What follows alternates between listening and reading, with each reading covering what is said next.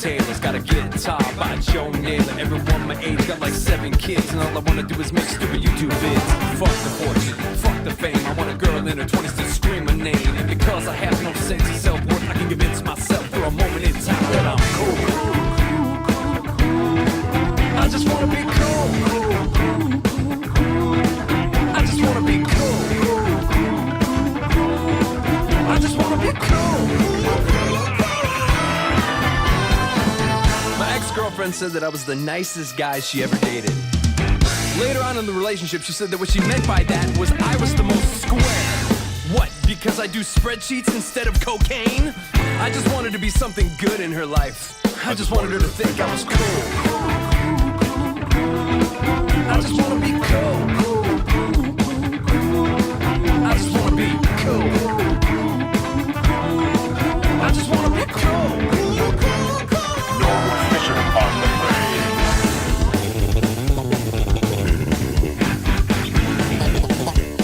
That guy is cool.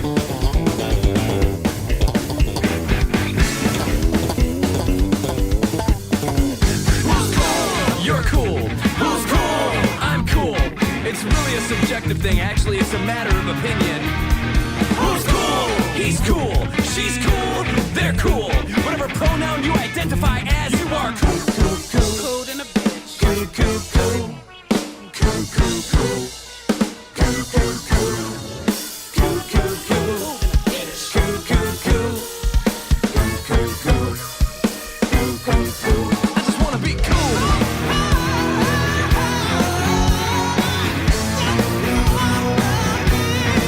I just wanna be cool.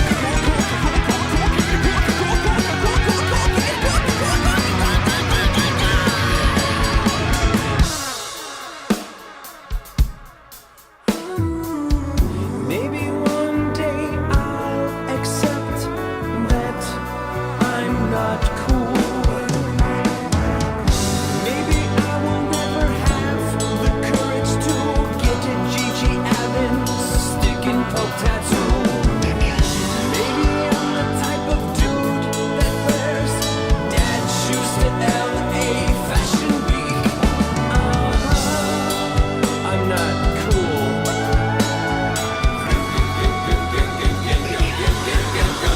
It's okay, Neil. At least your mom thinks you're cool.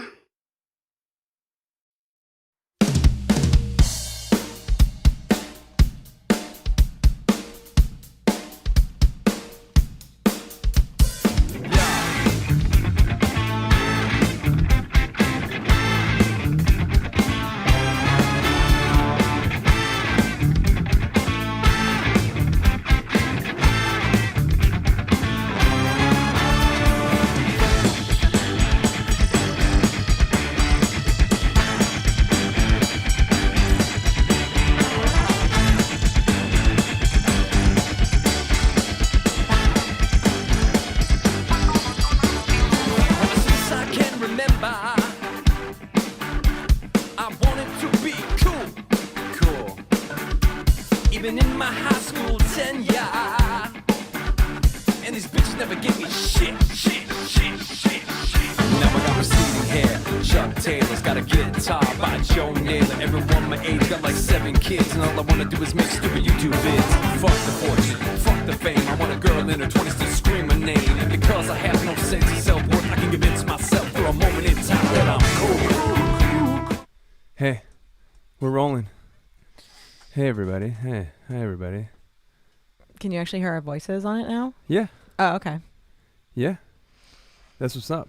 Oh. Sup? Hey, what's up? Ricky Rage, what's up? How you guys doing?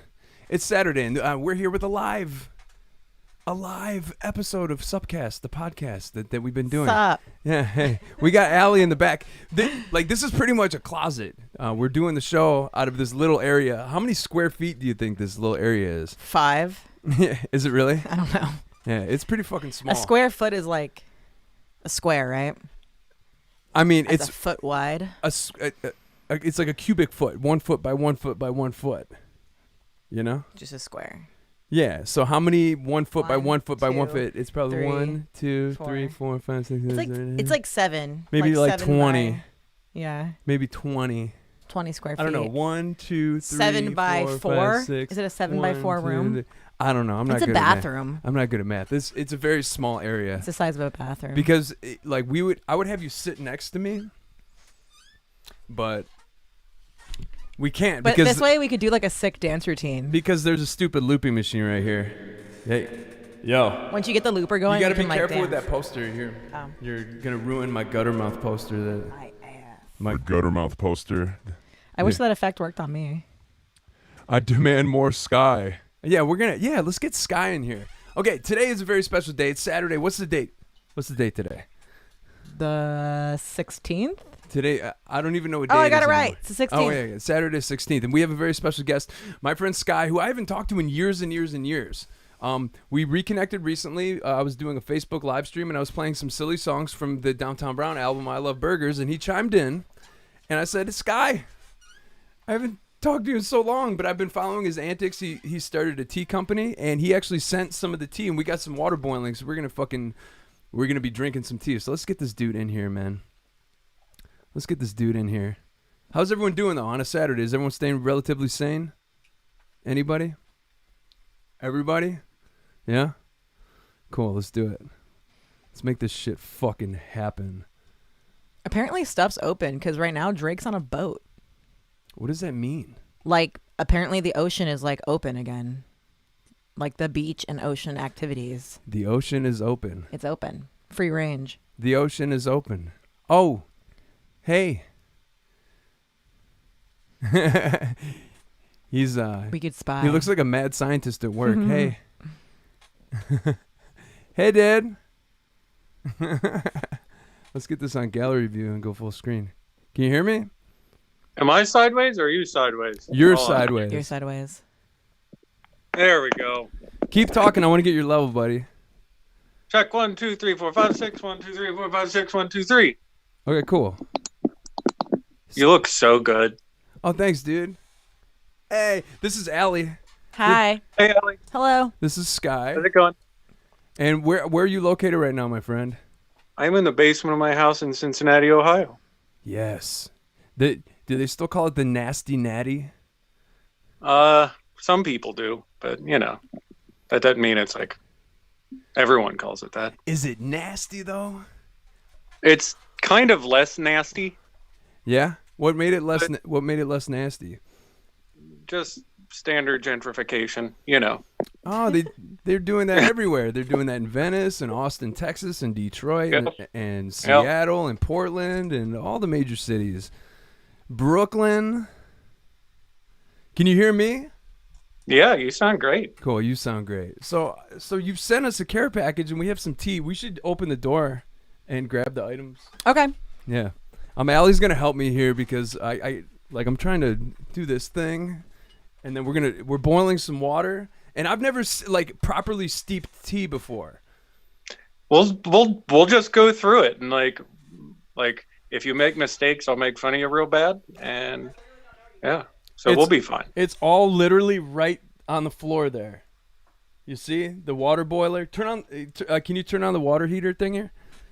Yeah. Because I mean, generally on tour, I usually I don't know what the proper steeping method is. I usually have tea bags, and it's the throat coat, the traditional medicinals. Yeah. So one of the ones I sent you, it's called Siren. Mm-hmm. It's kind of like crack into that one, and I'll just walk you through that first. If you Okay, here is we that go. what that one is? No, this isn't. These are. This is. Oh, this is it. I'm Yeah, holding it. The that's throat. Siren. This Right is Siren Throat Health Tea from the Wendigo Tea Company, which Yeah. you are the president and operating manager, and you created the company, correct? Yeah. It's this Yeah, is. That one Like- smells super good. Yeah, it's super aggressive, like Yeah. very, very aggressive. So, like you and everybody else on the road, there was always like the traditional medicinals throat coat, and so I kind of just wanted to make something that was like that, but like good, Yeah. that you'd want to drink, that was made out of like real, actual ingredients. So that's what that is. So would you say the traditional medicinals? Because I've been a throat coat guy for a decade plus. Would you say it's substandard as far as quality?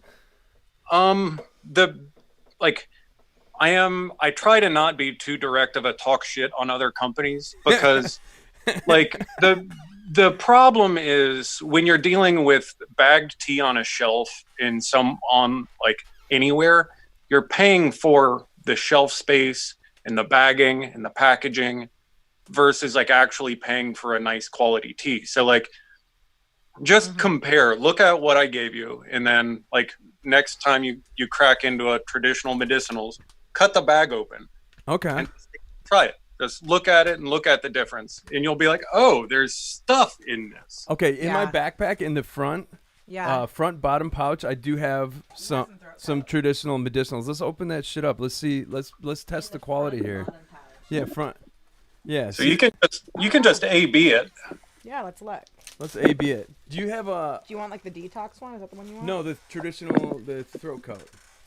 I don't even know if I got a throat coat in here. If I have one throat coat, oh my gosh, I have one left. Sweet.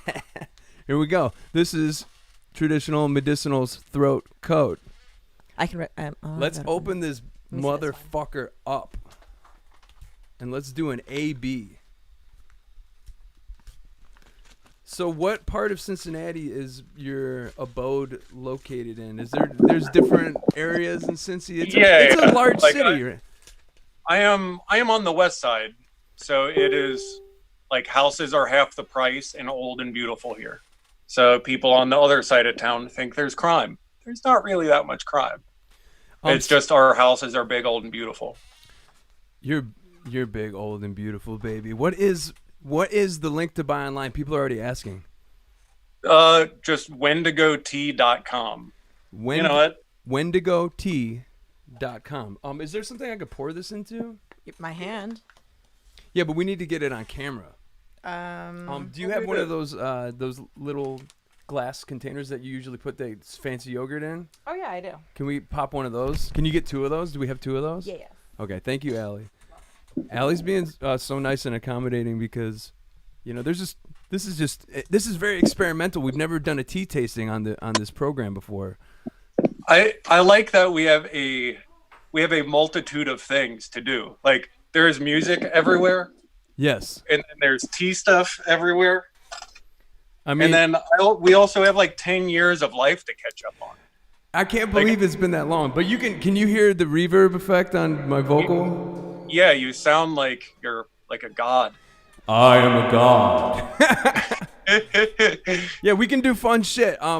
There is a weird latency, so as far as us like making something together, that might be a little. I mean, we could attempt it, but I mean, It just have to be like doom metal. yeah, just droning. Yeah. Here, can you hold this real quick? Yeah. Okay, we're doing an A/B. I got my throat coat, and then we have the Siren by Wendigo Tea Company. Oh, we have a friend too. Yeah, let her in. So yeah, you can crack into it and then just smell that versus mine. And then if you want to make a cup of that and a cup of mine and A/B it, you can do that too. We only So, have the one infuser that you sent. Okay. So we're just gonna I already know like pretty much this throat coat. I have like it's burnt into my brain, the taste of it, because I've drank it for, you know, we're talking like probably 18 years. Yeah. It's so fine. Like if you look right here, Oh yeah. there's not the big chunks. This is the throat coat. Or is that the like tiny French yogurt containers? Is that what that is? Yeah. They're like ooey or whatever it's called. Yeah. How did you know? I've seen those. I've had it a couple times. It's very expensive, but very good. Allie here is into fancy. Oh my God! Fancy Look at all the chunks. So chunky. This looks like that type of cereal that has has like all the fruit in it. This is some sort of healthy brand. yeah. Look at it. It's a healthy. Let's see if we can get that. It's like brand cereal. Look at this. Look at So just A/B 'em, look at them. So there's a thing in the tea world and almost all food where like anytime you're getting like a ground up little bits of stuff, you're usually getting the worst parts, the not quality, the leftovers. You can think of it like ground beef. Like they make nice steaks out of the good beef, and then they make like Like it's just they make steak out of the good parts of the cow, and then or a better example is chicken. All the weird leftover parts, the beaks and feet, and all that other stuff kind of gets smashed into a nugget. It's all and it's all delicious. Yeah, I don't really eat meat these days. When you and I were doing shows together back in like 2007 and whatnot, I was on the drink whiskey and eat cheeseburgers thing. Let me see that. Yeah, I know. I feel like both of us are way healthier now than we were then. People tell me they say I look healthy. So I have a question about what's in this tea. I'm sure like it's on the canister, but is there actually like little diced up like pieces of fruit or something in there? Is it like a cranberry? That is the hibiscus that you're seeing. So Nice. It's slippery elm bark, which is the main thing you're going to notice from the main inflammation reducing thing for your throat. The lubricator. It's the same thing as in the traditional medicinals. But then there's also marshmallow root, a whole lot of ginger, which is my favorite part of this. It's so when you put it up to your nose, a lot of what you're smelling is actually you're smelling the ginger and the hibiscus. And for some reason, the combination of those two, the hibiscus almost comes off like a citrus. So it's pretty fun. Yeah, smell this one now. Smell the store brand one. Yeah, there's like no smell. This is like weak. Yeah, there's like a tiny. You can smell the Like licorice. it smells good, but like this one's just like damn. The most prominent smell in the traditional medicinals, I would say, is the licorice root. Yours smells beautiful. But yeah, with this, it's like you can. There is so much going on. It's like a potpourri. It's very. But not like nasty and perfumey. Odorous. Is odorous a word? I think so. Yeah. Why not? Let's steep a cup of that. Okay. So that water's hot. I put this in like the metal part, and then I put the water in. It just How sits. much you through actual it. tea? Okay, let's see him do it. I've never done that before. I gave you one of these. Yeah. Mm-hmm. So all you do, you put like 3 or 4 teaspoons down in here. So like it should be like 6-ish grams, but Okay. literally it'd be like a big pinch full is probably the best way to think of it. The measuring spoon Yeah. that has teaspoons. I'll do it. You want to throw three teaspoons? Yeah. 3 or 4 teaspoons? I'll do it. Yeah. do it right. It's a tea. You can do it however to taste, but I want to make sure you get a pretty solid first take Yeah, let's on go this. 4. Okay. I have the measuring spoons. So. Yeah, I'll use Cool. it. Sweet. All right. So what you'll do is put the tea down in here, put it in the cup, and then pour your water in, and you have to put a lid on it. It's a really dumb thing, but it actually helps because you got to think of what's going on in here as like science. So there are chemicals that are going to be released by the tea, and certain aromatic elements will disappear if there's not a lid on it, and it'll also keep it at the right temperature better. Cool. I'm going. So It's just like Breaking Bad. I feel like Heisenberg. Right She and now. I have been watching reruns of Breaking Bad. She's never seen it. how did it age? I keep thinking about rewatching that. I think Better Call Saul is better written. Like the montages are a little bit less like flashy mid 2000s like montages. But it's entertaining. I enjoy Better Call Saul a little more. It's a little more subtle. It's a little less grating and stressful to watch. You know. Yeah. I noticed on the last season that I saw Better Call Saul, it was kind of getting exciting because you're getting all the bad guys from Breaking Bad starting to come in. Yeah. And you're like, oh, you get really excited about it. Yeah, they just ended season 5 and it's all starting to tie together a little bit, like little elements. But what's crazy is Mike, the character Mike, the old man that works for Gus. You know what I'm talking about, right? Yeah. Love Mike. It's weird because by the 5th season of Better Call Saul, he's like very noticeably old and has like spots on his head. He just looks like an old. And then you go back to watching Breaking Bad, and you're like, wow, this is the future, and this guy looks so much younger than he does in Better Call Saul. So, yeah, I do think that guy. I think they did a good job because he looks like an old guy in both of them. Yeah. Like I'm sure if I went back and watched, I'd be like, oh, he looks so much healthier. But like thinking back he didn't change much. It's not the difference in like me or you in 10 years. We look pretty different. Like That's a you're good point. what, down like 35 pounds, 40 pounds from then? From when you and I were doing shows? Yeah. I would say like 45. Yeah. I'm down like 45 too. Oh, hell yeah. Yeah. So I'm kind of doing the opposite. I'm doing keto right now. I did that the summer of 2017. I did the keto thing, and it was I got constipated a lot.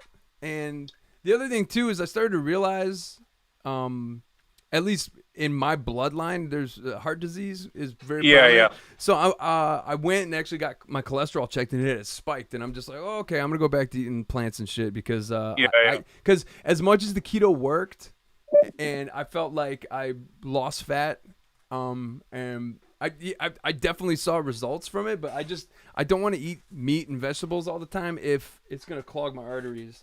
What is Yeah. Yeah, what is this? This came in the Did you package accidentally too. send us heroin? Oh, did I give you a tea crystal? What is that? I don't know. I think I gave you a tea crystal too. What does It it came in a do? little foil. It was and it. Oh yeah. I gave you a super weird one. So that is a 11-year aged crystal of pu'er tea. So it's tea resin, straight Wow. up resin from tea. So what do you So- do with it? Is it like a collector's item? Yeah, it's kind of a collector's item, Oh, but you okay. all That's drink it. awesome. You can drink You it. do drink it. Yeah. So if you want to get real weird, we'll go down that path. I think I gave you some skunk ape too. That'd Yeah. be fun to get into. No, we have skunk ape, and then we have the Wendigo green tea, and then we have Bigfoot. So we have 4 different teas to Yeah. test out. Okay, now how long should we steep the tea? Is it happening? Yeah, it's happening. So you can do 7 to 20 minutes on that. Okay. And it's even kind of fun to taste at like 5, 7, and 10 minutes just to kind of get an idea of where you like it at. I'm timing it. Okay. Because, you once again, think of it like other foods. It's an ingredient. You might like it with more of one part of the infusion versus another. Uh-huh. So, yeah. So herbals work that way. With greens and blacks, you're going to have a little bit more of like, there's probably like a closer to a proper steeping time and technique. And like you usually go within these variations, like a green tea, like the Japanese green tea I gave you. If you're going over 2 minutes steeping on that, it's going to taste real bitter and gross. If your water temperature is over 170, it's going to be real bitter and gross. So it is scientific. We like I don't know the specificity of the water temperature either. I have no way to gauge that. All I know is I have a big plastic thing and it boils the water. So I can walk you through exactly how to do it with that too. Like I've been making like fancy as hell teas in gas stations for like 15 years. Yeah. 15 years. And there's always a way to figure it out. Like, so if you just straight up have like a water boiler That's it. and it's boiling, Yeah. just open the lid and set it off to the side and it'll drop like 20 degrees Fahrenheit in about 2 minutes. So if you're trying to do a green tea, just let it cool off for 3 minutes, something like that. So, Okay. Interesting. So yeah, there's little ways to cheat based on what you got. Yeah. Okay. Well, we're learning. I don't know how much of this knowledge I'm going to retain. Do you know Christian, Cincinnati guy, works at Blind Bob's? Yeah, of course. Yeah, he's in the comments. He's saying a bunch of funny stuff. He's saying, Christian's another one of those dudes that like 5 or 6 years ago, he's a bigger dude, drank a bunch, and every time you see him now, he's like the slickest, cleanest looking dude. and he's So- he's funny. When I said odorous, he chimed in.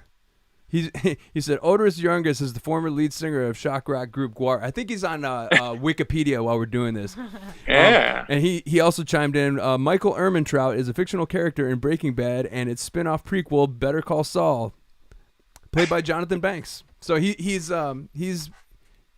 He's on the comment section right now. Yeah, can you just keep this going? Just do definitions of things that we'd need definitions for the whole time. He may or may not be still watching this. What I found out, like, we lost people with water temperature. I mean, at one point there was 30 something people watching. Now we're at 23. I mean, I try not to pay attention to that stuff. It ebbs and flows. People, they'll come in, they'll leave, they'll maybe watch it later. I don't know. Yeah, it's not an exact science. Not like this Not tea like tea, stuff. yeah. Not like tea. So you got the timer? How much time before we try the siren? We could try the siren right now. It's been about we're just shy of 5 minutes. Okay, 5 minutes. Should we try it? Yeah, let's do a little sip taste. I'll pour it. Should we? Sky? Yeah, do a smell. Let's do a smell. It's just so chunky. And there's you can tell. So where do you get the ingredients from? So for that one, I work with another company called Hanami Tea.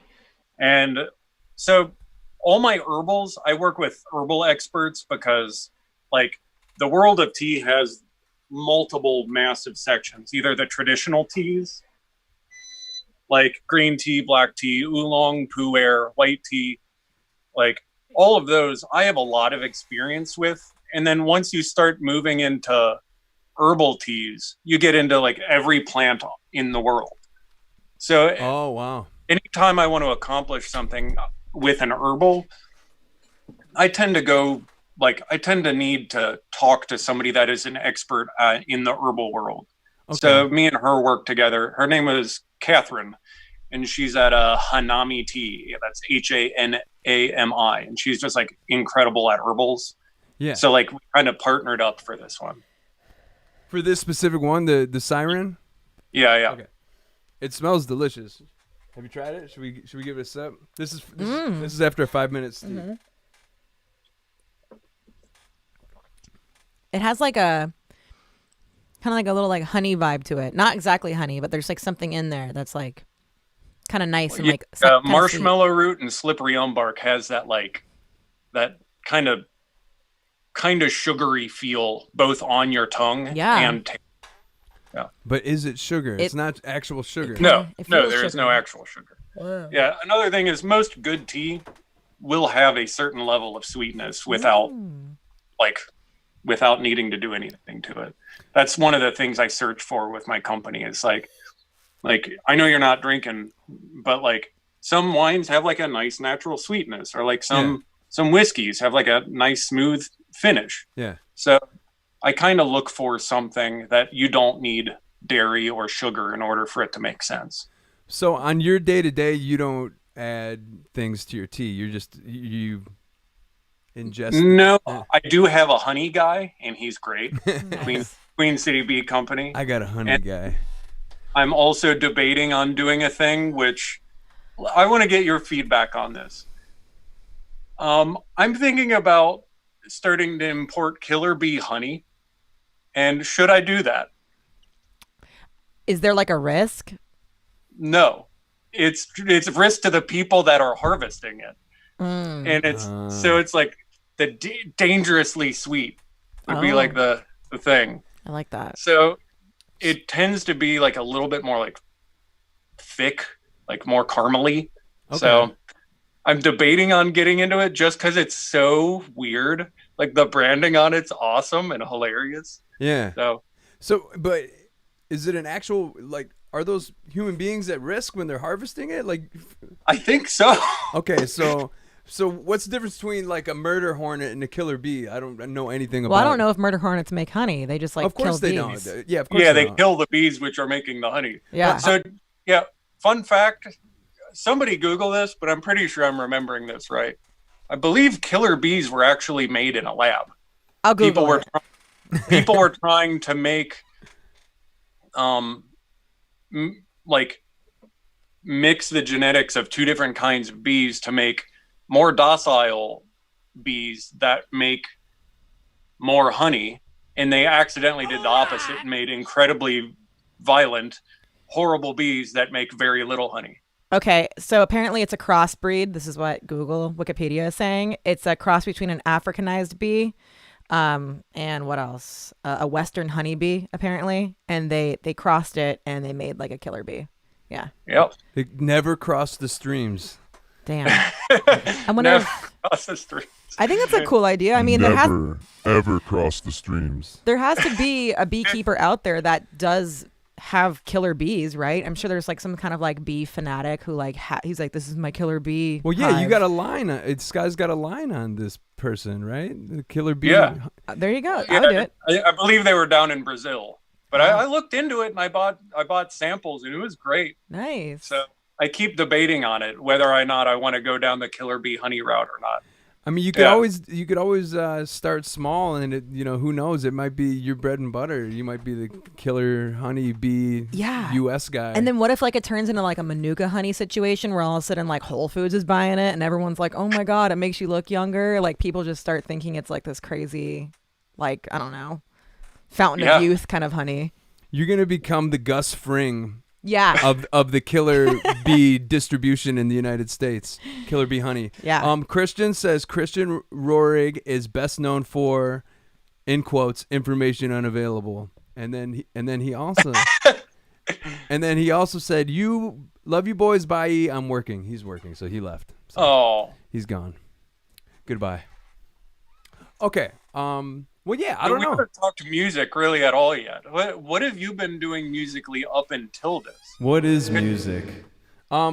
So it's weird. In 2016, I was on tour with Downtown Brown. I just always kept doing Downtown Brown, and we linked up with the dude from Fishbone in 2012, and he started managing the band. So then we started opening for them, and pretty much opening for all these like classic punk bands. We got this agent that would open up for Dead Kennedys and the Addicts and TSOL and all of these like kind of classic punk bands, trying to like build our brand with the punk community. And so pretty much we just rode that for years. And then I ended up coming out here because the agent that I was working with said, you should come out west and we'll build the band. And then I came out here, and then I just pretty much just been playing lots of gigs and putting out records. And we put out our 7th album in 2018. But it's been wrought with personal turmoil and whatnot. Like there was I was on a tour and my dad died on that tour, and then I had to cancel tours because my mom had to get brain surgery, and it's strange. It's like I've been you call it like chasing the dragon, chasing the musical dragon, I would say. Just like I'm just like still doing what I was doing back when you and I were, and it's still at like a small level, and I don't know. I've just been doing both of us back then were straight up living in vans, right? Like you were straight up living in a van most of the year, right? 07, 08, we'd do 100+ shows a year, So it definitely wasn't the whole year, but it was a good amount of the year. I mean, like 100 shows in a year, and not counting your days off. Yeah, I was in a van a whole lot, all the way up until 2016. Then when I moved out to Los Angeles, things kind of the band stayed pretty busy, but it got to the point where it's like if I don't want to be homeless, I have to figure out how I can do the music thing and pay to live out here. Yeah. Because in the Midwest, the cost of living is way cheaper. It's nothing. Yeah. And I had, I always had places to stay. I avoided paying rent like the plague. I had like either, I was like dating people and I would stay with them, or I would stay in my mom's basement. I just kind of floated around, Yeah. So. Well, when you're traveling all the time, it's really hard to, just like, it was about 10 years of my life I was gone for 200 or more days a year. Yeah. So like I didn't have like a home. Like I would go to my girlfriend's for a couple of weeks here and there. And like even when I was home, we'd be rehearsing every day. So like I literally didn't have a place like ever. Like I owned my keyboards and a cell phone and like a car. And that's actually big hunks that I didn't even own a car. You didn't need one. Yeah. Yeah, and I know that life. I definitely know that life. It got to the point where in 2018 we did this big long DIY tour, and a lot of the shows were duds, and we just put out this album and people weren't that stoked on it, even though I put like so much money and work into it. I was really proud of it. And I'm I'm like, this is it. This is the apex. And Yeah, so I got discouraged, and then I started thinking, it's like, all right, what can I do besides just like living in and out of a van? And I started making content on the internet. I started really concentrating on YouTube and doing my podcast, and then when COVID broke out, I was like, all right, it's like I've already kind of begun walking this path, which is just like making a bunch of dumb internet videos and internet content. So I'm just like kind of doubling down on that now. And yeah, I've been watching your videos, and you're way more likable than I am. You're better at jokes. You sound good. You look good. Oh, thanks, man. I don't know what I am. I'm just, because I posted a picture the other day of me when I was a little kid, and I saw that. Yeah, it pretty much like I'm just that same little bastard. Just except now I'm in like an almost 40-year-old vessel that is breaking down. Like my back hurts, my neck hurts. I'm just not 20 anymore. And and I definitely, like, in those days where we were drinking a lot and playing all those shows and just going really ham on stage, I wasn't even thinking I'm going to live till 30. I remember I used to think that people who were in their 30s, like even early 30s, because you remember Tubbring was a little bit older than us. Yeah. And I remember in my brain when I was in like my early 20s and we first started doing gigs with Tubbring, I remember thinking Kevin Gibson, I'm like, that guy's in his 30s. He's like old. Yeah. But I don't even think I added the I think I just was like, he fucking, that dude's old, in my mind. But fuck, man, flash forward, he and I aren't that different in age. And it's funny when you wake up one day and you realize, like, fuck, I'm like, if a fucking 19-year-old kid looked at me, they'd be like, that dude's fucking old. It's crazy. Yeah. Because I didn't even think I lived past 30. Honestly, I was like, kind of had a death wish. I didn't give a fuck about anything. I was like really burning bridges and fucking up. A part of me wonders, because I think you went on a similar path as me. Is like, when we're younger playing shows, there's a certain level of just like not caring about anything but like putting on great shows and like your tiny caravan, your like little band of gypsies entertaining people. And like when you don't have like a clean bathroom or like enough sleep or regular food, every club has alcohol and like wild parties at the end if you want it. Yeah. So part of me wonders if I notice that my body hurts so much if I don't take care of myself now because of back then, like, or is that just what your late teens and 20s are, where like you can wake up after that and drive all day and then put on another crazy show? Because like right now, there's no way I could sleep on a floor for 3 hours and the next day put on a great show. Like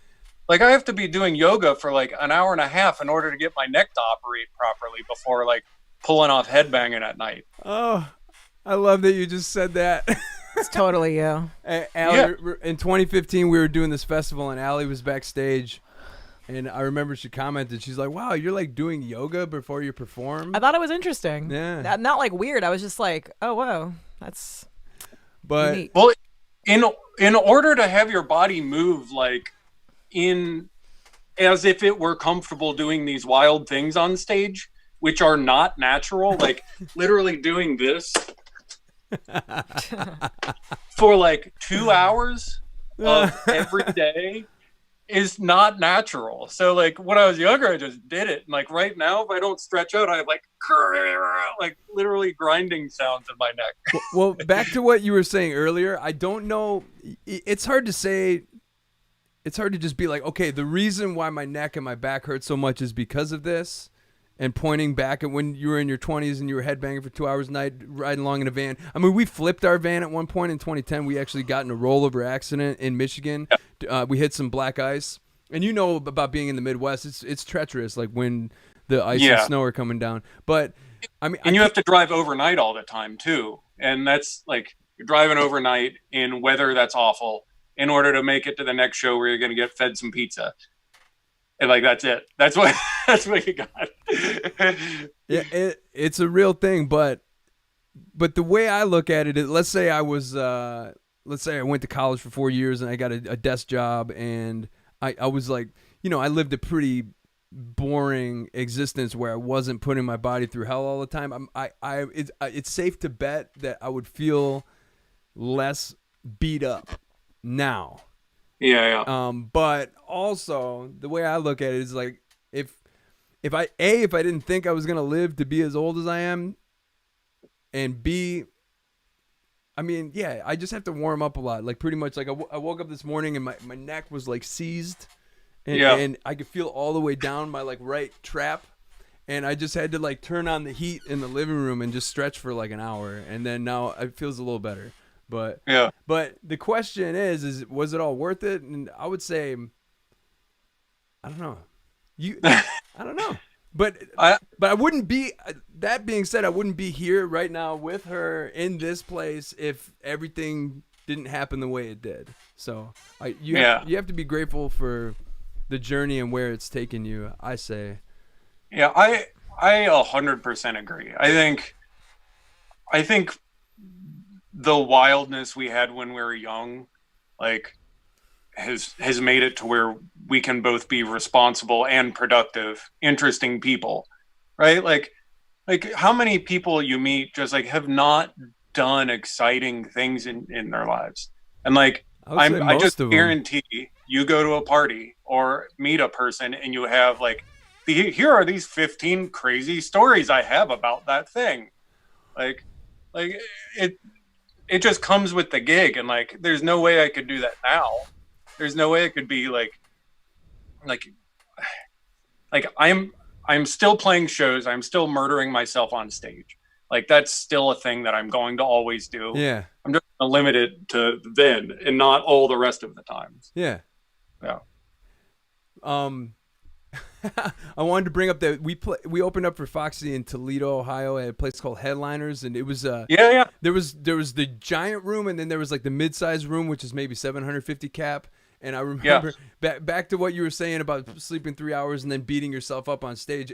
Eric would do this thing where he would throw the mic through a rafter, and then he would swing on the microphone cord. And so he was swinging, and the mic cord broke. And so he was upside down, and he landed on the fucking barrier, you know, like the fucking bike rack barrier that in between the people and where the stage is. And he like landed on his neck from like, but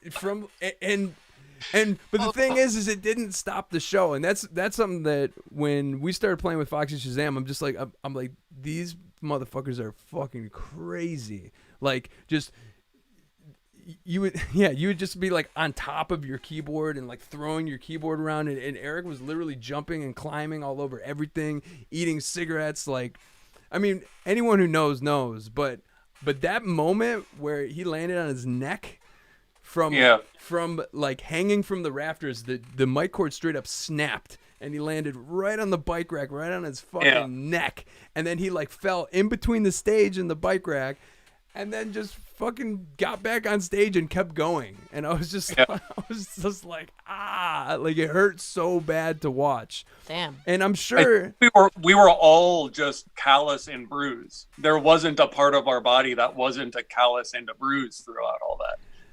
Like your body just stops feeling pain if you're doing this stuff like 200 to 300 days out of a year. Just like through a bunch of those years, I was going through carpal tunnel and dorsal tunnel, and my hands were seizing up on stage. Oy. And like, so if you like through a lot of those, you'll see me start doing like literally a quick stretch.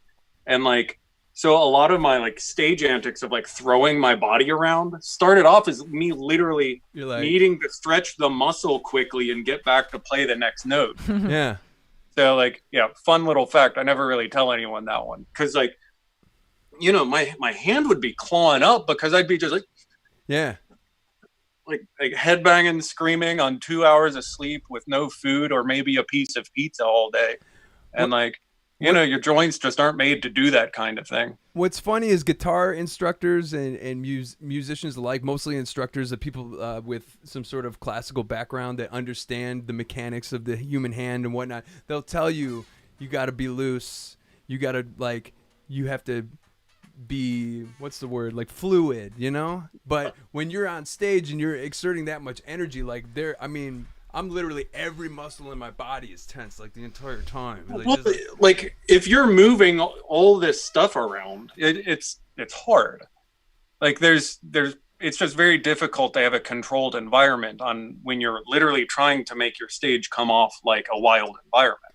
Well, and that's why when you watch someone like Steve Vai playing, he doesn't move around very much, but just everything, he's so loose and relaxed and fluid in his movement, and it shows because he's super precise and, you know, like very, very precise and legato in all of his playing. But then I'm trying to think of an example, like watch like Dillinger Escape Plan or something. Like they're not going for precision, even though they're for what they did, they're incredibly precise to pull off some of that while like doing windmills and have you seen, you know, Ben from Dillinger joined Suicidal Tendencies recently? Yeah. Okay. Yeah. There's this footage of him back to like injuring yourself on stage, and he gets up on top of one of those boxes. You know how those boxes you can stand on stage? And his feet give out from underneath him, and then his like back does a dead drop into the corner of the box, and then he like and then he falls onto the side, and then he gets back up and keep going. And this dude's like our age. He's like if not a little bit older. I mean, he's like in his early 40s, I think, and he's still fucking, you know, landing on the corner of a big steel box. It's fucking... Well, when you're on stage, these things don't count. Yeah. Like, he probably woke up the next day like, well, I'm going to have to go to my chiropractor. Like, yeah, I can't afford. I have a question for you, Sky. Yeah. It's like, so I'm not familiar with like how, I guess, like hyped up Foxy Shazam would be like on stage. I haven't seen like any videos personally. She didn't do her research. Well, I'm just wondering, was there ever a night where you're like, not because you were in a bad mood or something, but you're like, I'm just going to like chill. Like, I'm just going to like play keyboard and just like kind of like be mellow? Or were you always like hyped up and like that's what you wanted to do?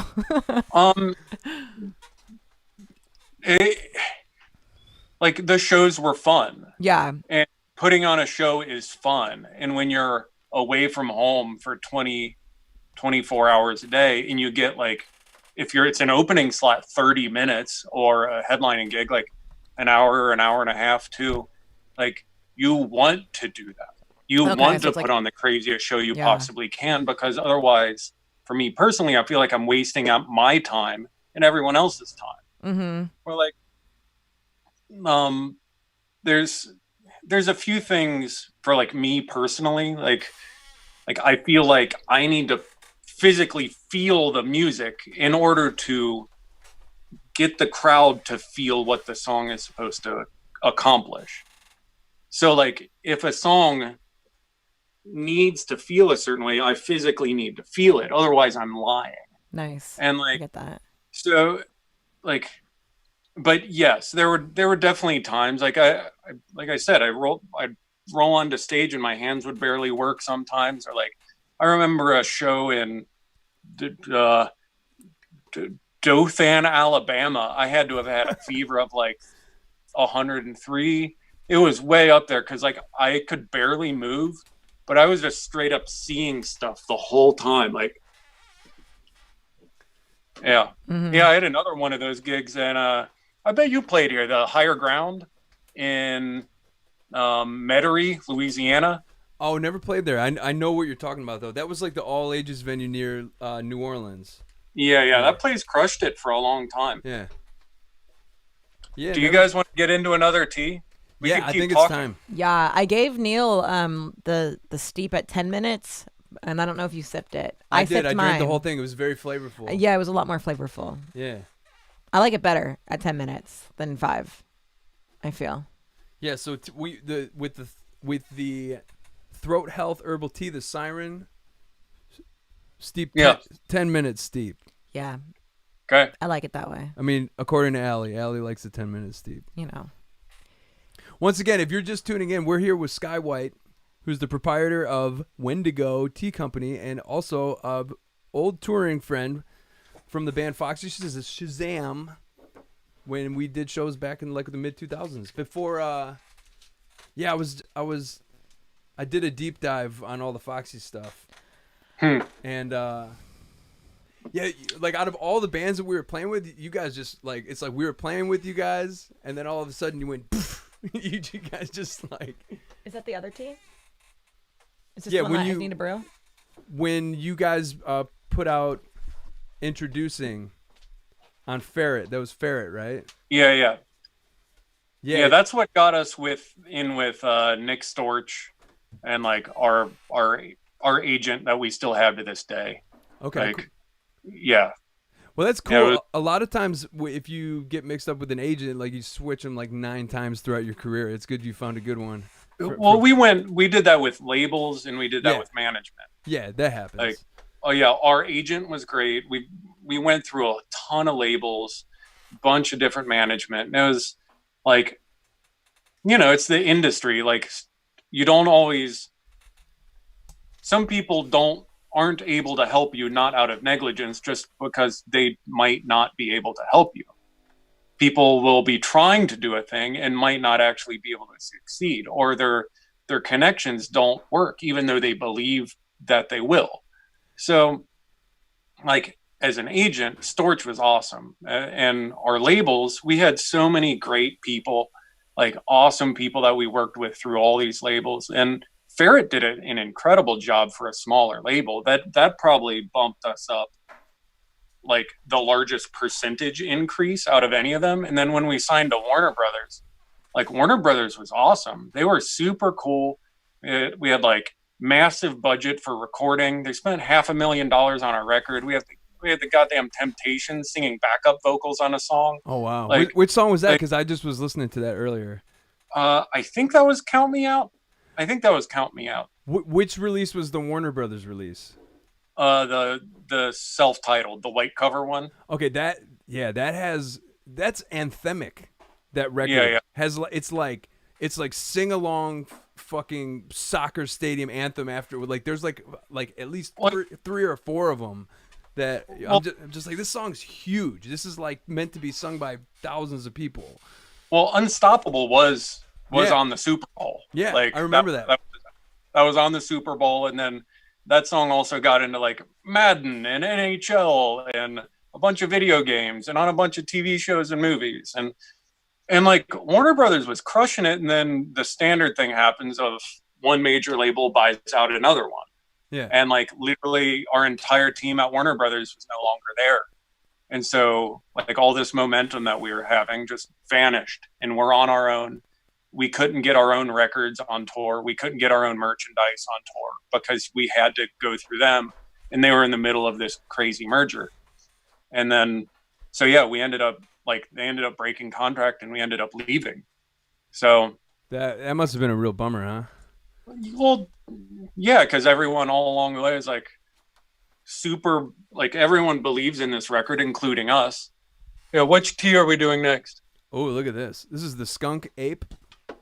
Okay, yeah. So you're going straight for the weirdest one on my lineup here. Okay.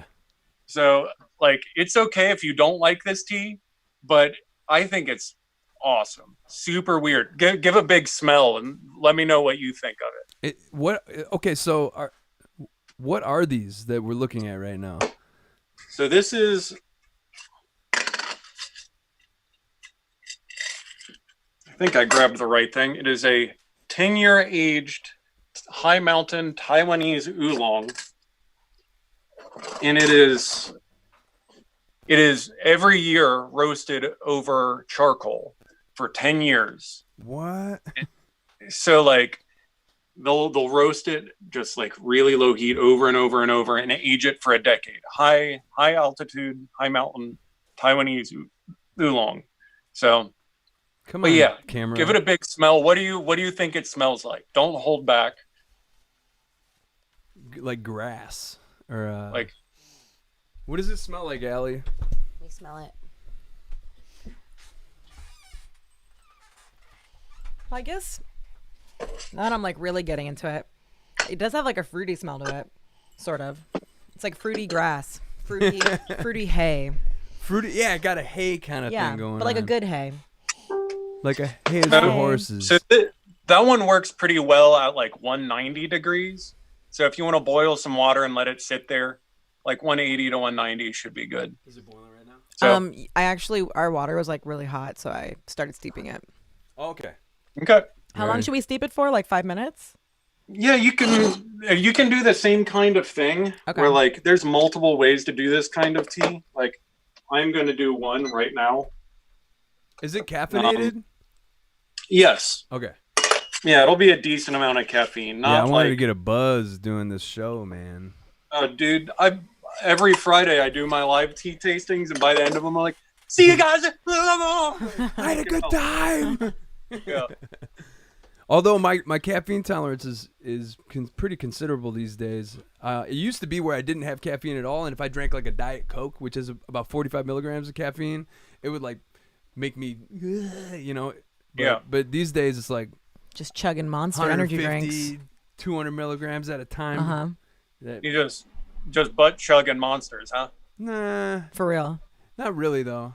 You do, though. Every once in a while, I'll have a Monster. I try to stay away from it. Oh, Though. look at that nice water heater. I don't know what they put in Monster, but the come down from it is terrible. Like if you You just need another monster right after you. Yeah. Well, in 2017, I used to drink like 3 of those things a day. I was straight up addicted to them, and it was bad. Yeah. I felt like shit all of the time. But now I'll have one, and I'll feel a little cracked out for a little bit, but then I get the kind with no sugar, with the fake sugar, and what do they call it?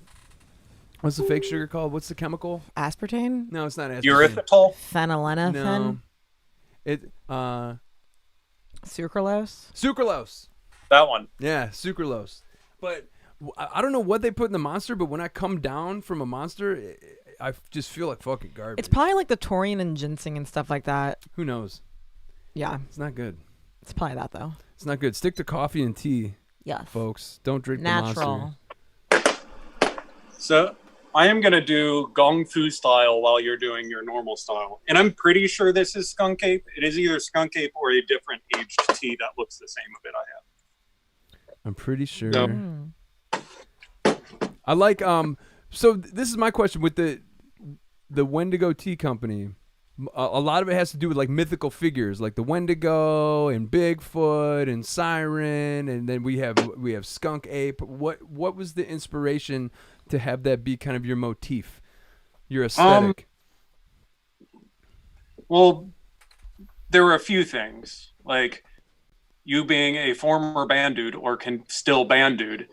Like there's all these weird skills you kind of accidentally pick up, like branding and marketing. And also like you literally need fans in order to be alive, and you know how to make things look cool, and like what kind of fan base you will have, like you have. And it always bugged me that tea companies were so fucking boring. Yeah. And like, so I kept trying to come up with something that was like I kept being on the fence on whether or not I was going to like start my own company, because like there were things I was finding that were just like way better than were available anywhere else. So like I wanted to import these things for myself and then just sell off the rest. And like, so like the monsters, I found a tea called Bigfoot. Did I give you Bigfoot? Yeah. Yeah, I found a tea. It was an imperial grade golden monkey, and like I always thought like lore and legends and beasts and cryptids were cool, and then yeah, skunk ape has one, and so like I had this kind of tea, imperial grade golden monkey, and I was like, it just occurred to me that like that sounds like the Bigfoot, and literally the leaves on it, the tea leaves look like monkey hair. And I was like, I wonder if it was rebranded in a way that is not imperial grade golden monkey.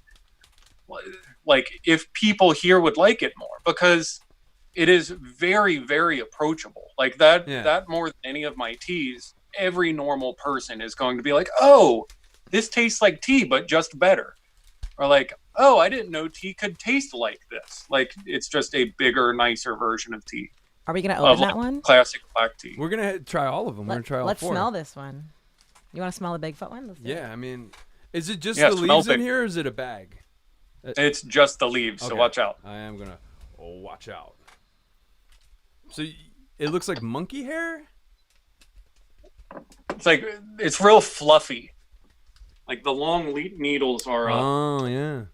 long curly needles are a nice thing on it. This out real quick. Oh. Yeah. Pretty please. I'm gonna put it in the glass so we could see the long hairs of the Bigfoot. But we have yet to taste the what kind of a skunk ape? Skunk ape. Yeah. We have yet to consume the skunk ape, but we are going to look at the leaves of the Bigfoot. So yeah, that's smart. You know, give it, you know, simplify it a little bit, because also the name that you were saying, like what it actually is, that's such a, it's a mouthful, man.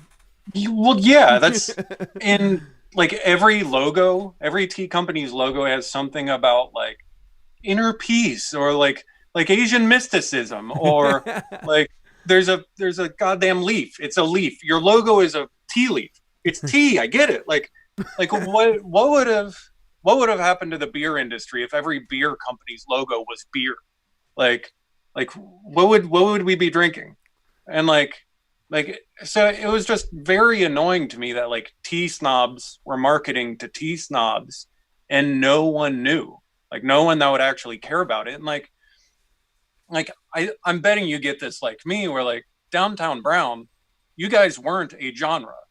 You guys were able to jump a lot of genres, and like with a t-shirt design or like a certain version of your set, you might be able to play in front of Fishbone or a classic punk band or, you know, like any number of crowds. And that's how you even were like able to even have, like hippie jam bands.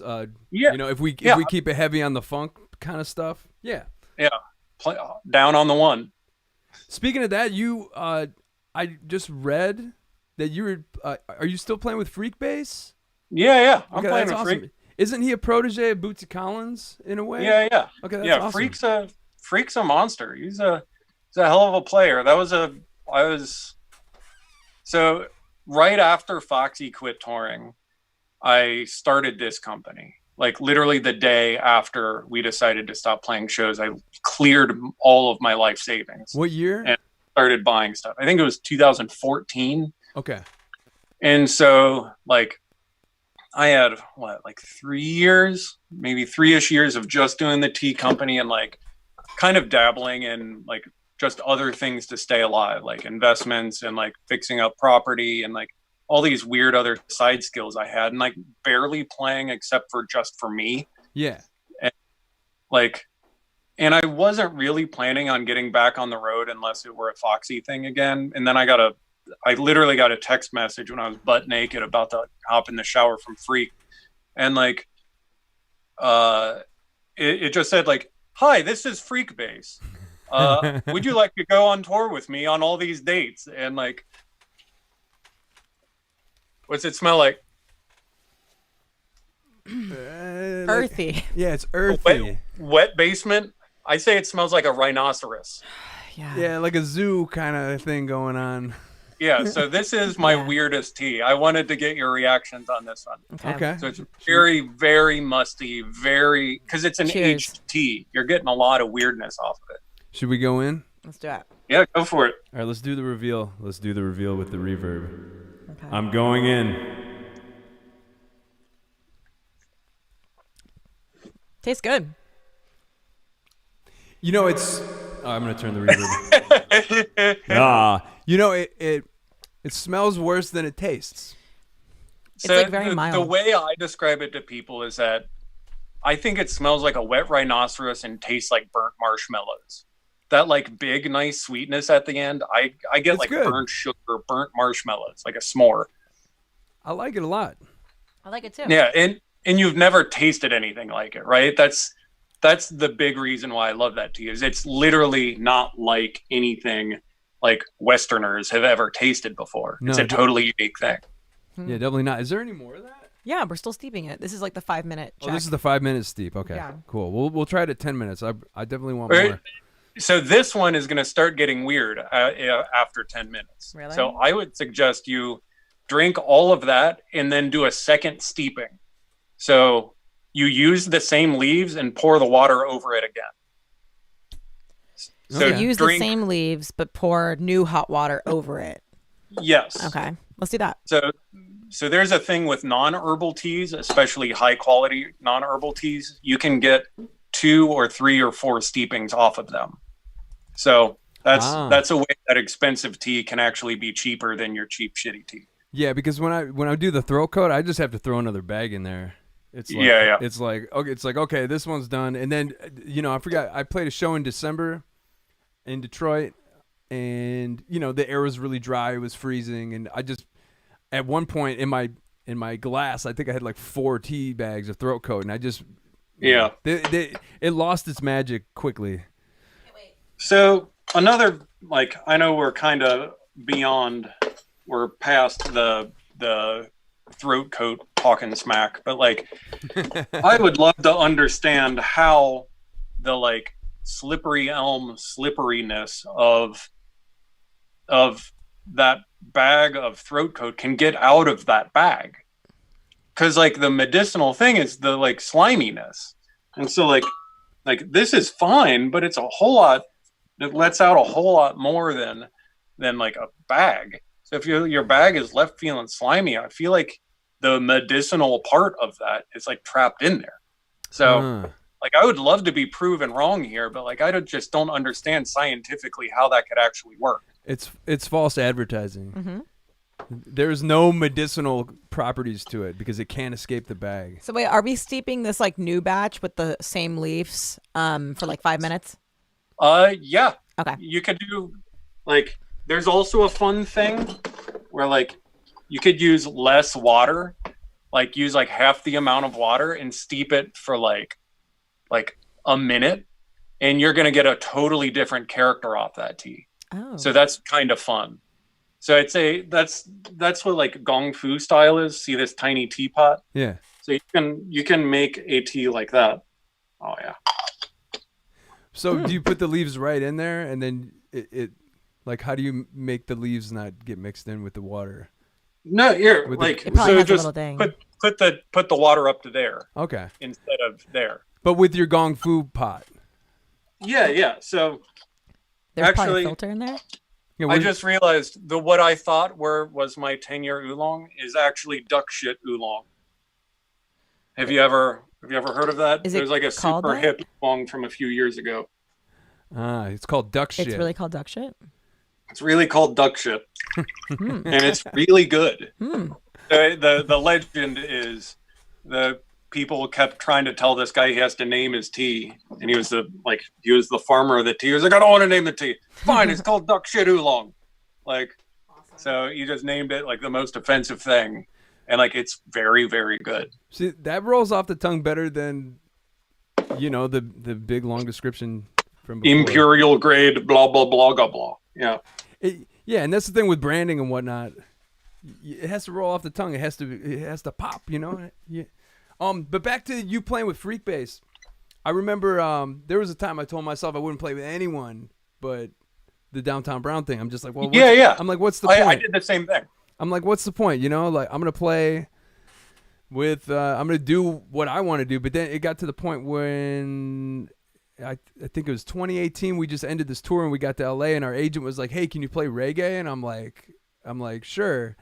And then he's like, "Do you want to play with HR from Bad Brains?" And I'm like, "Okay." So in 2019, I toured with HR as his guitar player, and Downtown Brown was his backup band. So we would like open the show, and then keep playing. And then we would do like HR would come on the stage, and then we would do an hour of HR stuff, which was a mix between his solo material and Bad Brains stuff. And then I was the tour manager on top of it, so I was driving around with HR, sitting shotgun. And so it's weird. It's like the older you get, you tell yourself, I'm never going to do this or I'm never going to do that. But then sometimes life presents you with interesting opportunities. And it's like, what am I going to do? Not play guitar for HR? Yeah, exactly. Like I don't know if I finished my story, but I got that text if I wanted to do that tour. And like Freakbase does pretty well internationally, but in Cincinnati, he's like a musical legend. Yeah. Like if you have ever seen this guy play. It's kind of scary. So like I got the text and responded yes, and I was like, oh shit, because like I know like I grew up playing jazz, and then I had like 10 years straight of being like a dumb, wild rock guy.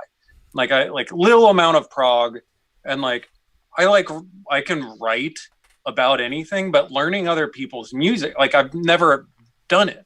I've made a living off of playing my own music my whole life. So then like I said yes, and then he sent me just a live video of a 90-minute set, and the show was 9 days from then. And he was like, okay, like your first show is here. And like I just had to watch this live video and learn 90 minutes of a set and figure out how it all goes. Yeah, like, I had to practice the HR stuff like over and over and over again. And I had a job at the time where I worked at a rehearsal studio. So I pretty much just babysat the bands while they would rehearse, and then I would just play guitar like for hours, just because the last thing I wanted to do is get up there and have these people buy tickets and they're excited to see like a legend, they're excited to see this person that has changed their lives in a big way, and then the guitar player like is half-assed. So I just couldn't bring myself. I did my best. There was definitely. We definitely played the Whiskey in West Hollywood. In Norwood, the bass player Fishbone was in there, and he told me after the gig, I just really wanted him to tell me I did a good job, and then he kind of was like, he told me essentially like I was playing too on top of the beat and I need to like lay back. But I also before that show drank a shitload of caffeine and I was nervous, so I was like I definitely was like. I was leaning into it. Well, I was leaning into it when I should have been leaning back, and Norwood was in the audience, and I just sometimes you need someone to tell you straight up, someone that you respect musically, to tell you, hey, like you didn't do that great of a job. He didn't say it like that, but he definitely was like, yeah. He's like, if you're playing reggae, he's like, you need to just get a metronome and listen to these classic reggae artists, and so that was the first tour I did with HR, and I think I got the hang of it a little bit more, the second or third run I did with the guy, but back to the whole, I've played my own music the entire time I've been playing music, and then you get thrown into this position where you have to deliver. You have to learn how to feel music different. Yeah. Like with Freak, he literally had to explain, like, here's how you feel the one goes here. Here's where the rest of the beat is late. Like rest of the bars are late. And like these phrases, they're not always going to be like it's not intuitive. You're going to have to feel these like in a certain spot in your body, or like think of these things as phrases, not exactly like little broken up rhythms. Yeah, totally. And you have to rework your brain, because when you play punk rock music or when you're playing just straight rock or your music, it comes from your brain. Everything is intuitive. You can like Foxy, when we were young, like most of those dudes knew nothing about music theory at all, but like they were just like, we were able to write this stuff that made sense to us. Yeah. And so like to an outside observer, it's like, oh, you guys are great, like incredibly talented. But like literally, if you just jam yourself in a room and force stuff to make sense, you can play anything. I remember. But then go ahead. There was a time where I think we all were staying at your parents' house. Because your parents were cool as shit. I remember they would all let us stay over there after the gigs. Yeah. And I remember John Wheeler from SMB was talking about Eric. And Eric took John Wheeler aside at one point, and this was like 06, when I first met you guys, and he was asking him questions like, how do you sing? I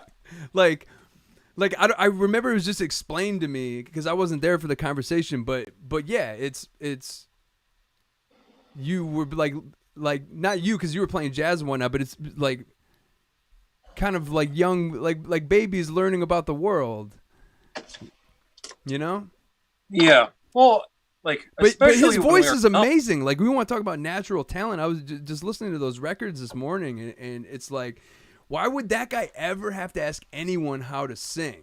You know what I'm saying? It seems weird. But you got to think of the trajectory of our career. Like we kept, like all of us together kept writing stuff and like trying to get to new places. And he literally needed to add all those notes. Mm-hmm. And then playing as many shows as we played, his voice just got better and better and better and better. And so like, you know, singing 300 days a year, he just like you listen to those first records and there's not like he's not going for notes. It's like character and fun. Yeah. And like, you know, we were closer to a metal band in the earlier days. Oh yeah. So yeah, you did a great job of picking up more and more like skill with his voice over the years. And he's still doing that. He's singing incredible now. Because if you listen to Flamingo Trigger back, the Foxy debut, it's skronky and it's atonal and it's dissonant and it's harsh, you know. But then, you know, shoot forward 4 or 5 years and you're singing these giant ballads with these soaring melodies, and you know what I mean. It's definitely interesting to witness from an outside perspective. What are we doing here? What's this? This is the rest of the second batch. This is the Skunk Ape. The Brew 2. Yeah, Brew 2. Yeah, Brew 2's good. It's a little less strong, but it's there. I like it. Yeah. Yeah, it's good. Mm-hmm. I'm gonna get jacked, bro. Yeah. I'm gonna get jacked on the tea. We haven't even hit the black or the green yet. So I'm gonna make myself a green now because that's my go-to everyday tea. Should we start doing the green? Let's do a green. Yeah. How about you do the green, because so my green is very much made for green tea snobs. So like if you are not a green tea fan, I can kind of walk you through the tasting process. I like green tea. This green tea smells so good. Can I smell it? Yeah, smell that. Oh wow! Right? Yum. We're gonna show those snobs a thing or two right here. Yeah, I'm always very proud of myself when like people that like are more knowledgeable, like more technically knowledgeable about tea, like see what I'm doing and are always like they're blown away. I have like professional, like tea professionals constantly be really excited about what I'm doing, and most of what I'm doing is just trial and error, right? And like finding really good sources and how to get stuff here quickly. Gotcha. And like so I am making myself some green right now. Are you making yourself the which one is this one? The Wendigo green. Wendigo. So you're going to want to be at like 175. So if you bring it to a boil and let it sit for about 3 minutes, that will be right. Or if you want to catch it right when there's teeny tiny little bubbles, like that big, that's also 175. Let's get a look at what the leaves look like. Is that it? Yeah, it smells really good. It's pretty. Look at this. Yeah, so I tend, like, for Japanese greens, you're looking for, like, the tips of the leaves. Or, like, a lot of Chinese greens, you're looking for, like, nice big leaves. In Japanese greens, like, these full leaf, or the more fine leaf tends to be what I like. Okay. So, right now we are steeping Wendigo green tea. And who does the art? This is like all of the art is really top notch too. Oh, that's Matt. I bet you know Matt. Matt Franklin from Cadaver Dogs. He may have been doing it with us when we played with you. When you guys played, I remember there was a day where my friend Jeff, shout out to Jeff Ott if he's out there. Hey Jeff, yeah. We went down to Toledo to see Foxy. And I remember you guys had a bus, and I went, we had a handful of buses, and I went on the bus, but I think Cadaver Dogs were either the opener or one of them was working for you selling merch. It was probably both. Like Matt did a lot. Matt would be doing our like he'd be teching for us, opening for us, and selling merch for us. And That's like how- when that's we were how in a you do band, it. he'd be doing a lot of the driving too. Matt was a monster. He was very, very good at all that. That's how you do it, though. You know, especially like with the way the Warped Tour was set up back when that was a thing. So many of the bands were actually like they were there working. There you go. But they would like be teching like the whole day, and then Kevin, the proprietor of Warped Tour, would like be like, yeah, and you can play a set today too. Yeah. You know, like if they weren't officially on the tour, but there was some bands that they like worked, and then sometimes they got to play a set kind of thing. Yeah. At least with when you would bring Cadaver Dogs along, they would be billed on every show and part of the tour. You know. Yeah. But I always thought that was weird about some of the people working Warped Tour. They might be able to play a set that day. Yeah. Yeah. One of my friends' bands, you remember these dudes? The Larry and his Flask? Oh, absolutely. Did you ever see I know of them. I've never met them or seen them live, but they're the really high energy kind of Americana, but like punky Americana. Yeah, it's like speed metal Americana bluegrass. Okay. Nice. So yeah, on the year we were on Warped Tour, those dudes, they didn't have a stage. They just wandered. They just have their acoustic instruments and wander through, and that's what they did. Yeah. And then like if a band like couldn't make it to a show, they'd get onto a stage. And then at some point a band like dropped off the tour on main stage, and they ended up playing main stage every day. So it worked out awesome. And yeah,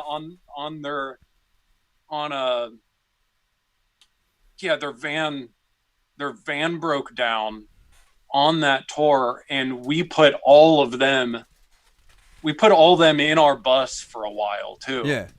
They ended up just renting a U-Haul and riding around in the back of the U-Haul like the polka band in Home Alone. Right. Yeah. That's funny. But that's how it happens sometimes. I remember like the whole tour of us, the first time we toured with Fishbone, and then Norwood, the bass player Fishbone, offered he wanted to start getting involved in a business sense with Downtown Brown. He liked the band enough where he saw some potential in us.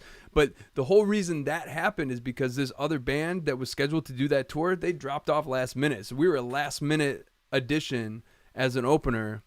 And then all of a sudden it changed the entire trajectory of my existence. Like I live in fucking Southern California now. It's wild. Yeah, yeah. So yeah, right place, right time, and weird stuff happens. Cause it takes so many things to line up. Like I talk to young players all the time, and like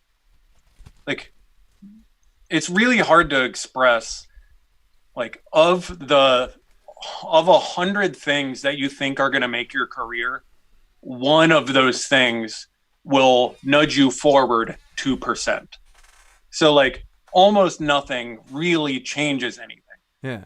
Like you just doing work, you playing shows and making a living and having like a relationship with your fan base, that's just like the basics. Yeah. And then like you putting yourself out there and trying new things, and like, or like if you land big opening slots for big cool bands, like you might get some cool press. You might gain X number of fans that come out to your next show.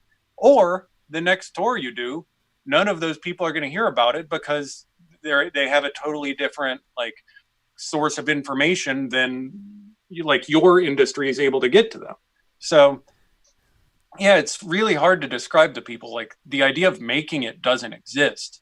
Like Foxy would be in, like we'd have, 1,000, 2,000 people at shows, a ton of days in a row. And like, I would think back when I was young, a band that would draw 50 people, I thought would have made it. And like, at no point of me drawing 1,000 or 2,000 people had I ever thought I had made it. Like everything was still hard, and I was still needing to fight for every inch and every fan, and literally enough to keep the thing going. Like being an artist is hard, and like it continues being hard. There's not a point where it lets up. Like Like even our major labels, we just had a whole different pile of dumb stuff we had to deal with through them. Like some things were easier, money was easier, but like other dumb things would happen. Like you'd have to deal with like 100 interns and you wouldn't get sent merchandise or CDs, or they wouldn't have any idea what's going on, and you're not allowed to do things because you're signed to a major label. Yikes. So yeah, sorry, I just got on a weird rant there. No, but I feel that because, I mean... How's your green tea doing? You should be... Are you steeping yet? Are we steeping, Allie? Yeah, I just did it. Okay. 2 minutes. Don't go more than 2 minutes. Don't go more than 2 minutes. 2 minutes, okay. Okay, don't go more than 2 minutes. Hold on. I'm getting a little distortion here. Hey, yeah. Okay. No, I feel that. People... Because...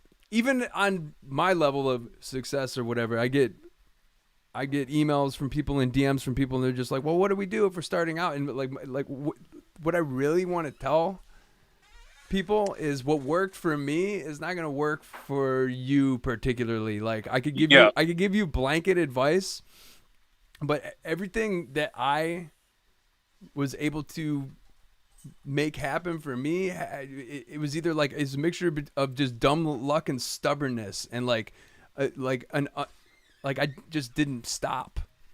And but like there's a thing called luck management. Like you can increase your luck by doing more work.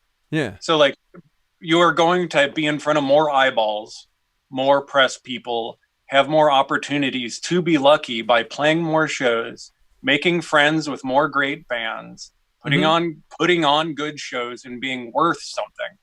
Where like, if you're a bad band, like you're not going to be lucky. Like you can cheat luck with money. Yeah. Like neither of us were sitting on $1 million when we started this band. Like hell, I was dirt poor. Everybody in Foxy was dirt poor. Like we literally lived in a van and didn't eat unless we sold $300 of merch. Like you guys were Michigan, right? Like yeah. you guys were poor Midwesterners too. Like you can't, like you can skip some steps if you have enough money and pay for advertising and pay for great press people and pay for all this stuff. But like if you're just starting off as just a person, like play shows, talk to other bands, make friends. Like hell, send me an email or send you an email right now. My email is sky.whit@gmail.com. Ask me questions on what you need help with. I might be able to help, or I might be able to point you into a direction of somebody that could. Like you need to talk to other people and like ask for help when you run into problems. Like we learned stuff from you guys. Like I'm sure you guys learned stuff from us. I learned a ton from the Tub Ring dudes. Like, I looked up to them so hard in a big way. When we first heard Drake Equation, their first record, it was that blew my mind. Yeah, I was like, you can make music like this, because it was shortly after I just discovered Mr. Bungle, and this was 1999. I think Drake Equation maybe came out in like 99 or 2000. Like it came out like in the very beginning stages of Downtown Brown being a band. I had a buddy that wrote for Real Detroit Weekly, and he's like, I got sent this from Invisible, which was located in Chicago, I believe. It's the Martin Atkins. Yeah. He had signed Kevin and Rob, the band Tub Ring, and we listened to Drake Equation. I'm just like, you can mix all these genres together and make it like cohesive. And it was heavy and fun. Yeah. I had never heard something that was both really heavy and really fun at that time. Like lyrics about math and science. It was smart too. I was going to say it's really smart too. Yeah. Okay, so I'm drinking, this is the Wendigo green tea. So what I look for in a nice green tea is something both savory without that like astringency in the back. Okay. So like I think miso soup and like wheatgrass shots. Mm-hmm. So like, you know, when you have a wheatgrass shot, you're like, oh, it's grassy, but then there's like that real nice kind of after like real sweet, smooth aftertaste. So I look for that, and then a little bit of the smell of like broth, like brothiness, like a miso soup or a veggie broth. And then also like kind of the feeling of fresh fresh cut grass. So you're going to get a little bit of that on the nose, but it's more like that in tandem with everything is like, yeah. So this is what I drink every day. This is what I think the greatest everyday drinker is, and it makes me feel good. What do you think of it, Neil? It definitely has more strength than any green tea I've had. You know, as far as taste is concerned, it has more of a. It's stronger, I feel. It is strong. Is it supposed to be strong? Did I brew it too hot? But are you getting bitterness at the end? If you did 2 minutes, there's a chance your water was still too hot if you are getting any bitterness. Because there should be like a. I don't really notice it being bitter. Really? Mine tastes bitter to me. Oh, you think it's a little bitter? For me, maybe. Did we do it wrong? I wonder if we did it wrong. Shit. We fucked up. Like I said, this is a really big green tea. So yeah, it is big. Like a lot of people are used to normal store-bought green tea, which is probably years old, like sitting on a shelf, like losing its character. And like, you know, I'm importing direct from the source here, and so like you're getting it a whole lot faster. It's in airtight containers the whole time. So like, where's you're the going source? to experience something. Pardon? Where's the source? This one, it's Uji, Japan. It's like, yeah, my matcha and this are both organic, come from the same area. It's really, really, it's. I was planning on having like a rare stranger green tea, but like this source is like just so good. It's really good. Like it's just sencha. So like sencha is super popular, just like steamed green tea. Okay. But like this source is just so good. I went with this rather than something rarer and harder to find. I just drank all mine. Good. Yeah. Still drinking yours? Yeah, you want it? Oh, sure. I'm gonna do 1,000 push-ups after this. Mm-hmm. Welcome to my life, man. I got a gong fu pot of some duck shit oolong going and some and my green. That's good. So you can also get a really nice second steeping on this one too. So that's real fun. How long do you steep it for the second steeping? Also 2 minutes? Yeah, you could bump it up by like 30 seconds. So like 2 minutes and 30 seconds. And also you have a little bit more leeway on the temperature. So if you're a few degrees hotter, you shouldn't be getting much bitterness. But if you had any bitterness on your tongue, like bitterness is like a relative thing for different people. So like I may not experience bitterness and someone else might. Mm-hmm. So like you can just either lower the temperature or shorten the steep time and get it to what you like. So like any time a tea company is telling you to do a thing, it's their suggested way of doing it. Like it's an ingredient. You should find the way that's best for you. So like, yeah. Yeah, I'll do a second steeping. Let's try it. You want to try Why it? not? Yeah. You got the water going? Yeah. Man, I'm starting to get sweaty? Yeah, I'm starting to get sweaty. Maybe don't drink the whole glass anymore. Maybe I should drink all of it. Down here too. I should drink all of it. I should just take my pants off. You wouldn't even tell. That'll help me out here. Yeah, I mean, just get comfy. We're in this for the long haul, you know. It's gotten to the point where I feel like we started out strong and we've been talking for so long. We're alienating humans, but I don't care. How many are left in here? There's 6 people watching. There was like 30 at one point. Yeah, but whatever. I'm enjoying this. You know, just because there's eyes on us doesn't necessarily mean I'm in a hurry to end this. Because this is just nice. I feel like I'm actually like hanging out with a friend, and I know I was really excited about this. Like, yeah, like we've been way overdue for a nice catch up, and this is a really good way to do it. Hi, it's feeling so good. This is my favorite thing to do, though, is mess with this thing. Be like, yo, motherfucker. You know, I can just, I ate some cannabis, and then I did a stream on Twitch. And all I did, I just played with this thing for like ever. I think some of it's still saved. I don't want to blow it out though. Oh yeah. Onlygram, Instagram and Onlygram, Instagram and Onlygram. Yeah, so that's what I. So you're like, what are you doing with your life? It's like, I'm doing this. Instafan, only gram. That's what I'm doing in my life. I'm doing big things. Doing big things. Instafan, only gram. So yeah. That's what I'm doing. But that's the other thing too is think about how hard it would be to get established doing any sort of creative endeavor that involves live concerts. Like now that the whole the live concert thing is indefinitely postponed. And I don't know if you read any of the Metal Sucks articles that are talking about the social distancing rules and the no moshing and all the stuff they're going to implement once they start concerts again. It's going to be really stale.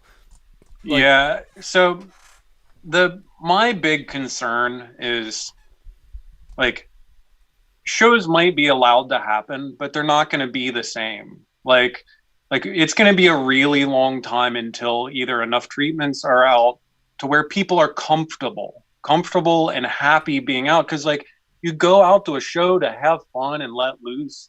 And like especially people that are like at work all week or like working their ass off or like have kids at home. It's their one day to get away. And like, if you're in a large crowd of people, like immediately after this, when there's still something dangerous, like it's not going to mean the same thing. Like you need people to have fun. And like, I need to be able to have fun in front of people and be like free and like wanting to entertain without fear that I'm killing my fans. And so like, I'm very pro science right now. Like we need treatments, we need a vaccine, because like there's going to be bands playing like quarter capacity, people really separated, or drive-ins, or like there's going to be a lot of stuff where shows will happen, but like really the entertainment industry is 100% relying on scientists right now. And like I can't stress that enough, that like I'm like every musician I know is in like some form of the similar boat of like having no idea how to actually make an income right now.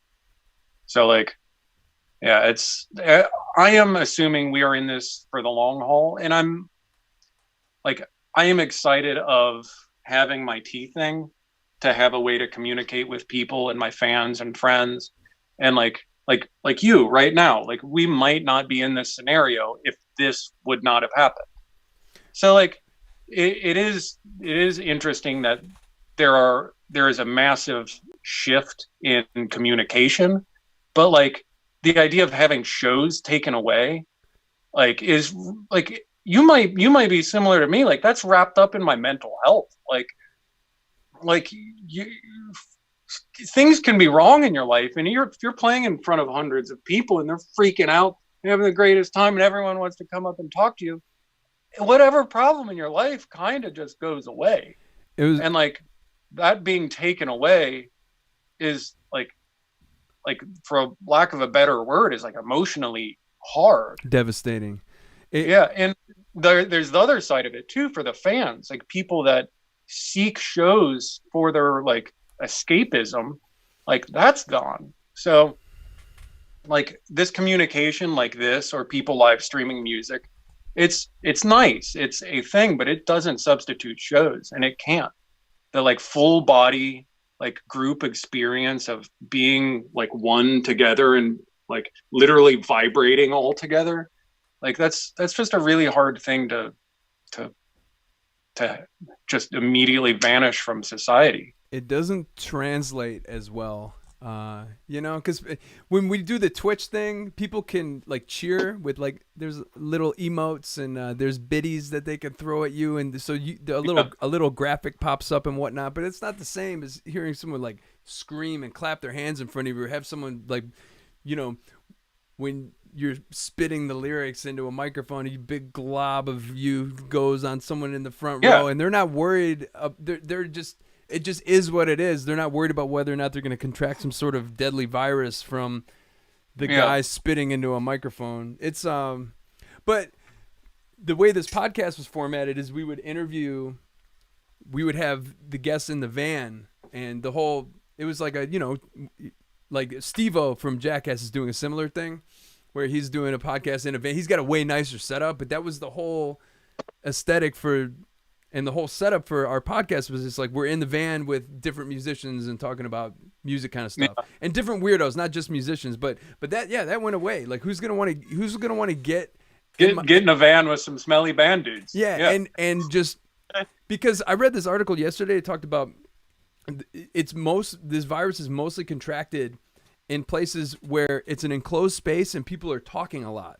Yeah, breathing, singing. Talking, singing. So churches, restaurants, and especially like, let's say a fucking van with the door closed and you're talking for an hour and a half with someone. Like if I had, Joe Rogan, when he does his podcast, he actually like has the bread where he can test the guests before they even are allowed to come into the podcast studio, which is crazy. Yeah. That's some bread. This is the second steep of the green. I like this one. This one's like more mellow. I feel like the second steep, like whatever bitterness was there is just gone now. Totally. Yeah. Yeah. So there's a lot of people that will actually enjoy second steepings more than first with most high quality teas.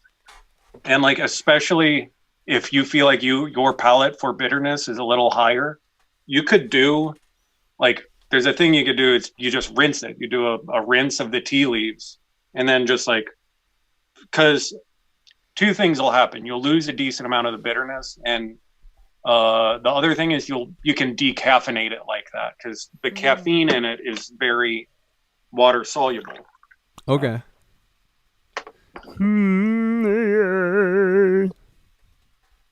It's delicious. And I really appreciate it because I've never owned an actual infuser that, I've always just thrown tea bags I've never actually like steeped things for the right amount of time. So we're doing it right today with your guidance. I like this second time around one a lot. Yeah, it's good. Yeah. So yeah, you're on the West Coast. You're gonna have more selection than I will here. So like you can shop from local places, or you can hit me up and I'll send stuff whenever you want. If I'm gonna get tea and I want it to be quality like this, we're just gonna get it through you. We got a guy, like you said earlier. You got a killer bee honey guy. Yeah, you're our killer tea guy, killer bee guy. Killer tea guy. Yeah, I'll purchase that honey if you do it. That sounds cool. Yeah, Allie's in. I'm in. Allie's in. Like I support this. She's fucking in. Yeah. Are we gonna try to do the black tea after this? Yeah. Do you want to? That's up to you. Yeah, like you might be on the freaking out scene pretty soon. I mean, at least he's only been doing late sips. Afternoon here. You're at noon, right? Insta fan, only gram. Yeah, let's go. I'm fucking ready. Yeah, it's not like I have anything to do. I'm non-essential. I'm currently unemployed. 1099 guy. How was California with the modified unemployment thing? I'm still waiting. Allie got hers, but she had a real job, so it was easier for her. I didn't file it first because I was a 1099 guy for all of 2019, and a lot of the money I make with the band is how do we say the secret. So, but yeah. So I didn't think I was even eligible, but then they said if you're 1099, you can get it. So I kind of waited like a month before I even filed. Yeah. So we'll see what happens. If it would save my fucking life. Let's just put it that way. If they started giving me unemployment. Yeah. So fingers crossed. I've been dealing with that too. Like Wendigo, I've always had this company, but I've always had other sources of income. Yeah. So Wendigo has never kept me alive until right now. Like literally, like music or something in the entertainment industry has always paid my bills. And this was like the company literally just fed me being able to find these crazy things around the planet. Yeah, I read your post on I don't know if it was Instagram or Facebook, but I read your post, and you're like, because it essentially said you used to just reinvest the money you made from the tea into finding more tea, but now it's like, thank you for feeding me. yeah, and I've never two things. Like, I'm extremely grateful for the people that are buying. Like, literally, I'm getting more orders right now than I've ever gotten. Like yesterday, I got close to 10 times my average amount of orders from like 6 months ago. And like, some of that is because people are stuck inside, and some of it, like, people just, like, all of my live streaming and everything I'm doing to try and communicate tea directly to people like this, like, I would never have had this much free time and willing to like mess up doing these things in front of people ever before. Yeah. Yeah. But yeah, like I'm still waiting on 1099 unemployment stuff too. And like, I'm literally like, I sell this at farmers markets, and I'm trading tea for food. Like, I'm straight up trading tea for like farmer meat and veggies. It's great. You're on the barter system. Yeah. You've regressed to the barter system, but you know, it's that existed for centuries before we started throwing dollars around. You know, so. But like, I'm also like, you know, I lived in a van for 5 years. Like, worst case scenario, I'll be alive. Yeah. Best case scenario, I can still like eat okay food and be able to take care of myself and like, you know, be in an okay living environment. So I think no matter what, I'm going to be okay. But like, I'm very, very grateful for the people that are like supporting Wendigo through this. And like, some of them are my tea fans, and some of them are Foxy fans or Freak-based fans. Or, yeah, did I tell you about this? I'm playing with a country guy too. No, you didn't. Yeah, tell me. You should Google it. It's Rain Johnson, Rayne Johnson. So top 40 country radio dude. Okay. I much like the random freak bass call.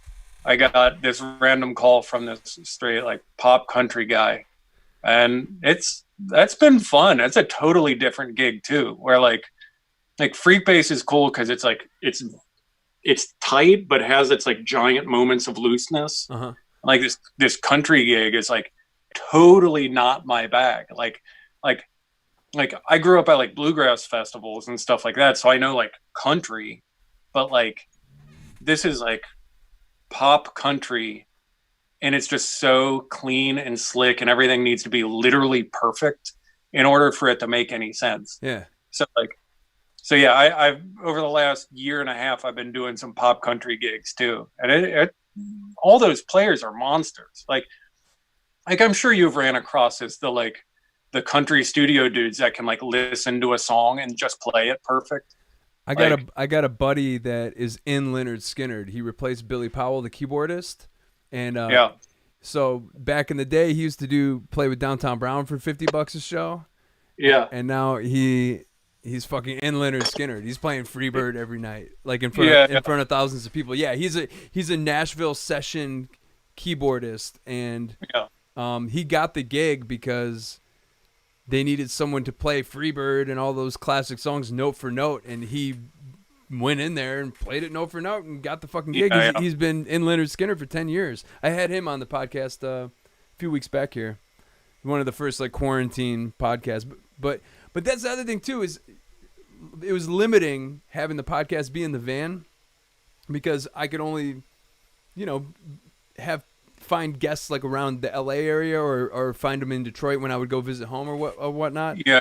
But the cool thing, I mean, if there's one takeaway from the quarantine, is that I can talk to anyone, anywhere, and I found a way to broadcast it and record it, and that really opens up lots of possibilities. And it's helped with my loneliness, because she and I live together, but I miss friends.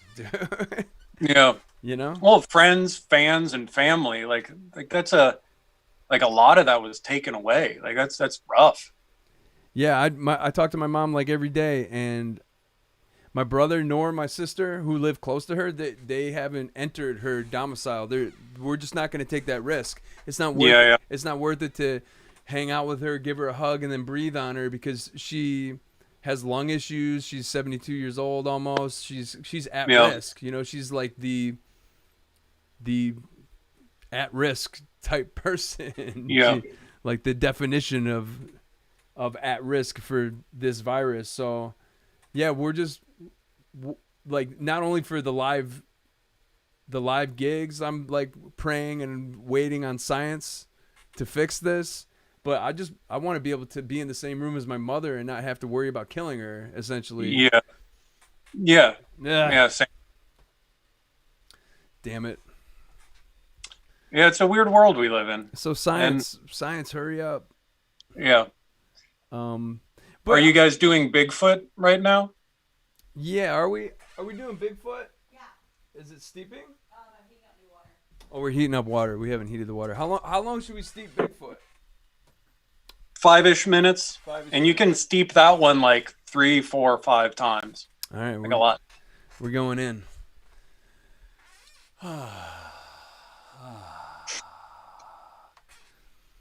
You feeling good after all this? Yeah, I'm feeling. You vibrating yet? A little bit. I wake up super early these days. I wake up when the sun comes up. I get up at like 5:30 a.m. and then I'm like asleep by like 10:30. I'm on this weird like go to bed early, wake up super early kind of schedule.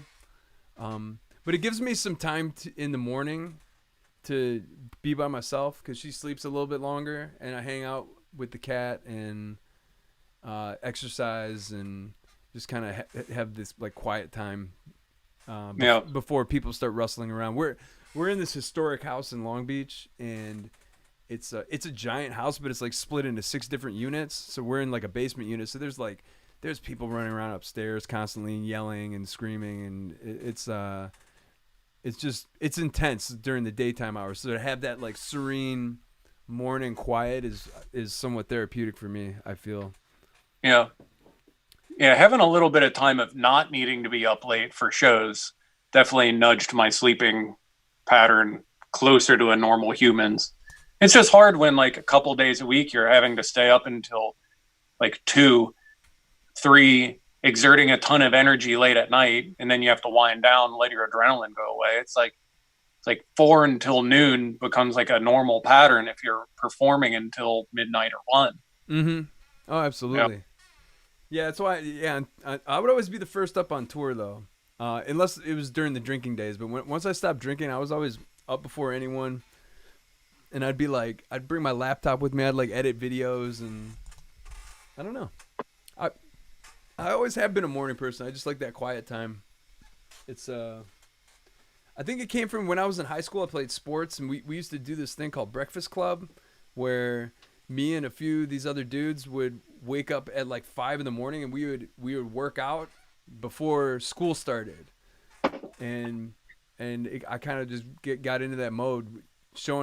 We would show up like, you know, the sun would still not be out. Yeah, and the coach would be there.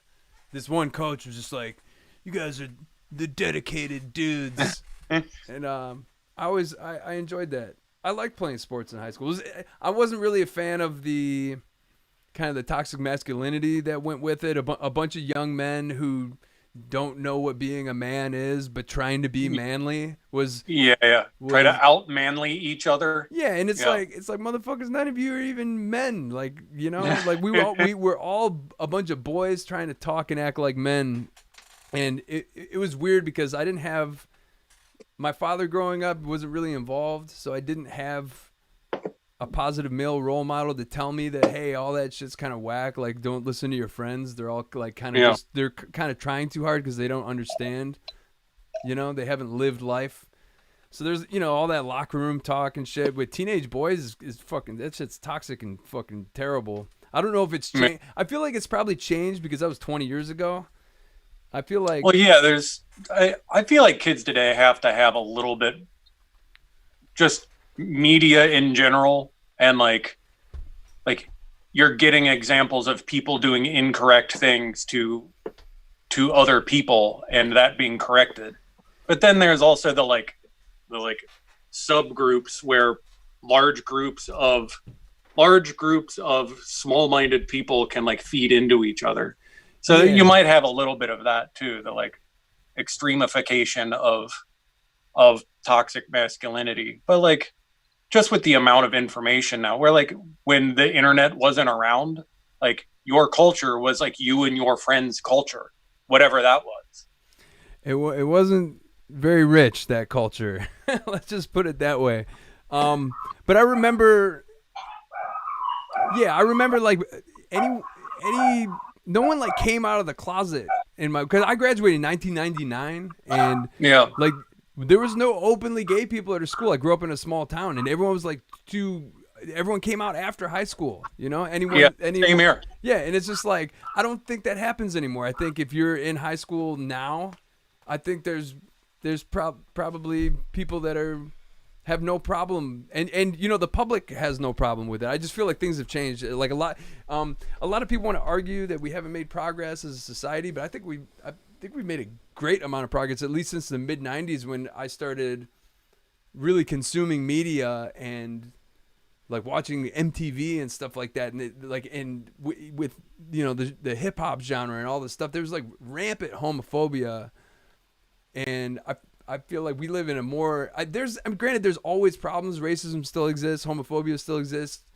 It's there, but I feel like to be a teenager, but it's not the main source of information you're getting. Yeah. Like, It was just wild. I just the playing sports in high school, and I don't think teenage boys talk about women like they did in the late 90s. I feel like there's got to be more of a wokeness and a respect for humans. Especially by younger people. Just there's too much information out there for people to be acting like total shitheads, I think. But who knows? I'm just an old dude talking about. Yeah, same here. We might be out of our depth here. You should get a teenager to be on the podcast. We need a teenage football player. Yeah. On the podcast to really know, so we can really delve into this subject. The science. Like, is this a phrase you would be comfortable saying? Just like we have this 100 phrases. Like, yes. We're just like, hey kid, how gay are you on a scale of 1 to 10? The kid's like 99.9. I don't know. Yeah, everyone's gay nowadays. Well, I mean, yeah. Right.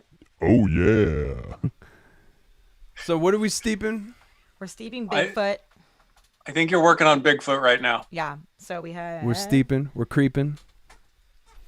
Well, we're back up to 9 viewers. So I mean, we've been going strong. How long have we been? Oh, we've been. This is almost 2 hours, Sky. We've been fucking hanging, kicking it, drinking tea. But we got a ton of stuff to talk about, man. Yeah. If we got to do this another time and continue on to other stuff, we could. Yeah, it doesn't. Or we can just keep on trucking now. It doesn't even necessarily need to be streamed either. It's just good to know that. It's good to know you're surviving. It's good to know that you're an entrepreneur.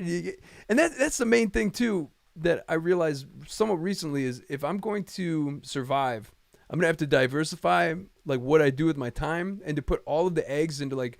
I'm glad that I started to delineate from the putting all of my bags into being in a touring band basket, because I would be fucked right now if I didn't. Yeah. If I hadn't started doing the media stuff that I was doing and making the content, I wouldn't have any hobbies. I'd just be like, what am I gonna do? I need to rock. But it's like I already have been just editing videos and doing this other dumb shit for like I was just getting rolling with this when the pandemic happened. I'm like, okay, then I doubled down. Well, like I was saying earlier, when you're in a band, you pick up a lot of other skills. Yeah, and, like those are useful in a lot of different ways. Where like you getting more into media, it's like super like when you're younger, it might literally just take you playing shows in order to feel like a well-rounded human being. But like as you grow, you might need to do more and more stuff in order to feel like a well-rounded human being. Like I literally have to have other things to put my mind to. Like I have to be in like a nice relationship with another human being. I have to have like hobbies and things that make me happy outside of music. And like having something like the Tea Company, it helps me feel like a more well-rounded, normal human being. Or like if everything's all in music, like it's just really hard to get wrapped up in the like I need people to pay attention to me, and like it in your livelihood entirely depending on getting money out of those people. Where like this is one of the things I'm having a hard time understanding, is where when you're playing a show, it is a direct service. You are doing a service for a person. Oh yeah. They are giving you money. And then like live stream performances, people aren't going to see that as a service. They're going to see it as like, this person needs money in order to like continue to exist. It's like a donation. Yeah. Where like donations are going to be able to keep artists alive for a small amount of time, but like there's going to have to be some sort of tech change to actually make it to where artists can survive, like continue to do a service, like the amount of production you're doing on these videos, it is coming off like a service. Like you are spending time and energy and like entertaining more than just somebody sitting by their instrument just playing. So like I'm kind of just going on a rant here. No, like, I'm listening. Like big picture music industry, there needs to be some form of tech change to have just musicians be able to make a living as musicians. Because like it takes someone like me or you that has diversified into other things to even just have anything going on right now. So I just don't know what that is. It's also new. It's untraversed landscape at this point. I don't know. What do we do? We do this until me and you do this and hope something like I just can't wait to actually get to playing a show again. It's a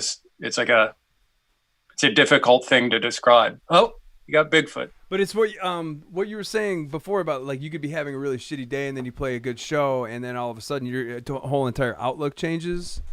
Yeah. And missing that, it can affect mental health in a big way. And if even when I wasn't gigging that much, let's say I would still be playing like 1 or 2 gigs a month, and all it took for me to feel whole as a person was just that one good gig at the end of the month or something like that. Now there just isn't that. All right, let's try this tea. Yeah. It's pretty hot, so. It's okay. I don't think it's that hot. There's a lot of steam. It smells really really good. good. We've been doing this for a solid 2 hours. Yeah. My camera's starting to lag a little bit. I don't know what's happening. Well, this was the last tea I sent you. We could do another one of these another time and continue catching up. But yeah, Bigfoot's really fun. That's my most popular tea. It's good. This one's really nice. Yeah, that's going to have much higher caffeine content than the others. So like if you're going to do multiple steepings, if you don't want to be freaking out after 5 cups. Oh yeah, you've only done the Skunk Ape, the green, and then Bigfoot. Yeah, so you're still going to be looking at a significant amount of caffeine going on here. Yeah, well, we've been sharing it too. So yeah, we've been doing like very small. Yeah, so we're not. We'll be okay. Yeah, not full cups. This is a tasty black tea. Mm-hmm. Yeah, it smells kind of woodsy, like straight up the woods, like leaves, sticks, wood, and I think it has like a nice caramely aftertaste, like naturally sweet caramely aftertaste. Yeah, this is good. I'm gonna have to start drinking tea in the morning. This one's good. You're a tea guy now. Look at me, I'm a tea guy. Look at me, I am a tea guy. It really does take someone kind of walking you through, just like talking about water temperature and taste and like what you're experiencing and why. Or like there's so many people that will say they don't like a green tea, but no one has ever explained like, oh, are you using boiling water? There is no way to use boiling water with green tea and have it taste good. There's just not a way to do it. And like you should be right around 170, 175 degrees. Like that's the way you probably should be doing that. So yeah, you just give yourself a lot more of a chance to experience, one, if you're using good tea, two, like if you're doing it right. Mm-hmm. Okay, yeah, even here in the suggested brewing for the green tea. Heat water until it's steadily steaming, but not quite boiling. There you go. Yeah. You still there, man? Yeah, the connection's Me? kind of crapping Yeah. out. Yeah, I'm here. Okay. Yeah, it's starting to lag. It was going so well. Why is it doing this? Yeah, we can catch up off camera another time if you want. 'Cause I'm starting to get some feedback of myself talking too. It's strange. But it wasn't there before. It just went back away. Like I'd be Okay. like, hello. It'd be like, hello. Huh. Yeah. Could be my internet. I don't know. It's this technology. I don't understand the technology. I have the gear and I have the settings at what YouTube told me they would need to be at in order to function.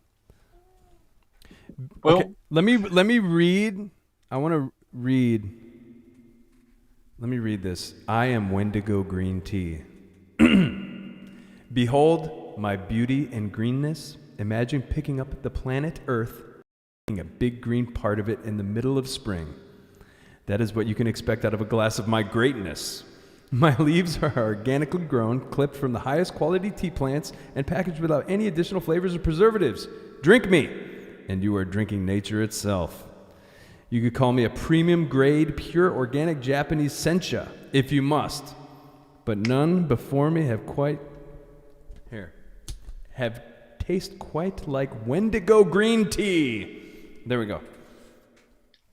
so I have a bunch of like all right what I needed to say to get information in the right like character of each tea. Yeah. Because I want each of them to literally communicate in a different way, have a different personality, like that encapsulates the tea.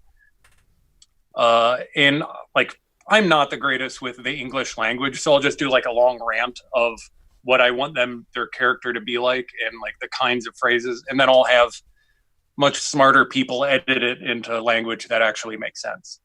I like it because you're taking on like the identity of the tea.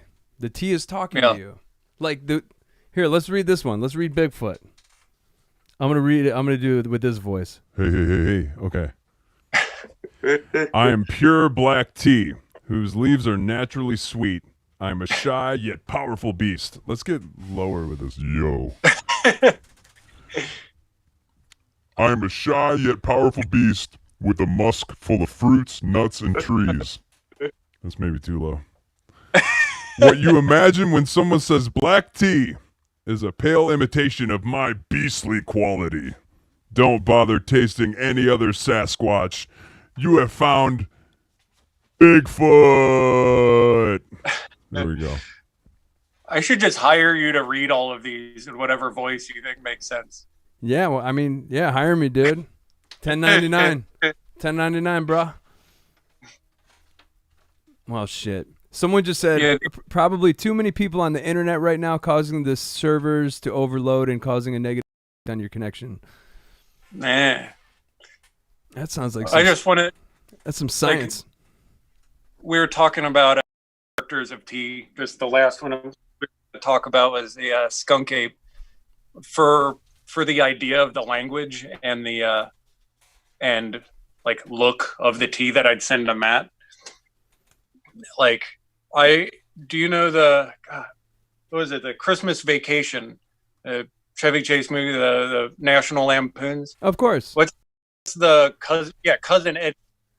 Look at the guy. I wanted him to look like Cousin Eddie, and I wanted him to be friendly and aloof, and like kind of off-putting, but you can't help but like just want to look at him, because that's kind of what I got off of that tea. It's like you at first you're like, what is this? Is this gross and weird? And then it just like draws you in. Dude. Yeah, and the illustration is great. So he does graphic design work on top of being an all-around like music dude. Yeah, Matt's Matt's a man of many talents. He's a tattoo artist. He did a children's book. He's like, he has another band called Serpent King. I think Cadaver Dog still does stuff. He does a lot. Hell But yeah, I remember hitting him up as soon as I had the idea for the company, and I was like, hey Matt, I'm starting a monster themed tea company. You're gonna do my art. And at the time, he was doing haunted house design too. And he was like, yeah, I'm obviously doing your art. So that's how that worked. He did a great job. Let me read the skunk ape, because I got it right here. Let me read the. I'm just gonna keep maybe put a little reverb on the voice. Folks around here call me skunk ape, probably because of my bewildering aroma. Some say it's like burnt marshmallow, and others say I smell like seaweed, tobacco, and an old barnyard. I guess they all could be right. Grab that mug, give me a whiff, and let me know what you think. Skunk Ape is a fully fermented 10-year high mountain oolong from once a year during the aging process. It has been slowly charcoal fired to form a truly playful yet distinguished and aromatic tea. Hidden in these densely rolled leaves is a baffling and unforgettable oolong that will continue to unfold and evolve over more than a dozen infusions. Oh, wow. You can really infuse it that much, huh? Yeah. To see what... And yeah, just keep going with it. Oh, yeah. That's fucking crazy. To see what flavorful personalities a skunk ape will reveal to you. We taste toffee, chocolate, sea almond, cinnamon, coffee, and roasted vegetables. We smell everything skunk ape said above and more, including campfire, dried leaves, beach, stone, and wet rhinoceros. Yeah, back to the wet rhinoceros. Hell yeah. So does the flavor change every time you steep it, the oolong, would you say? Yeah, teas really do that. Is that a good example of that with the green? Like between that first and second steeping, you got a significant shift in like the bitterness. So all teas really should do that. Like herbals act differently. Like herbals, you're mostly getting what you want off of it on the first steeping. But like the Bigfoot, skunk ape, and the green, you should be getting a lot of like totally different taste profiles and aromatic profiles every steeping. Huh. It's so much to unpack. This has been really, and if anything, having these type of conversations, but at least this with a tea tasting, I haven't really thought about what I'm anxious about like the entire time we've been doing this. I've been immersed in tea. So thank you. Thanks for sending this too. It was quite a care package. Like I don't like those. Do you send those infusers to? Is that like a complimentary thing you send to the people who buy the tea, or is that just? No. Okay. No, I have those available on my site as well. I sell them because it's the thing that I like to use. Okay. So I have a couple different infusers on the site. Like I just want something to be easy, make sense, and like this thing is really nice. Like I just straight up throw it in a suitcase or backpack and use it with whatever cup is available on the road. So like the main part of the setup I gave you is this. So Okay, it's saying encoding overloaded. Consider turning down. It's probably turning down the bit rate. Are we turning the little video games getting pixelated?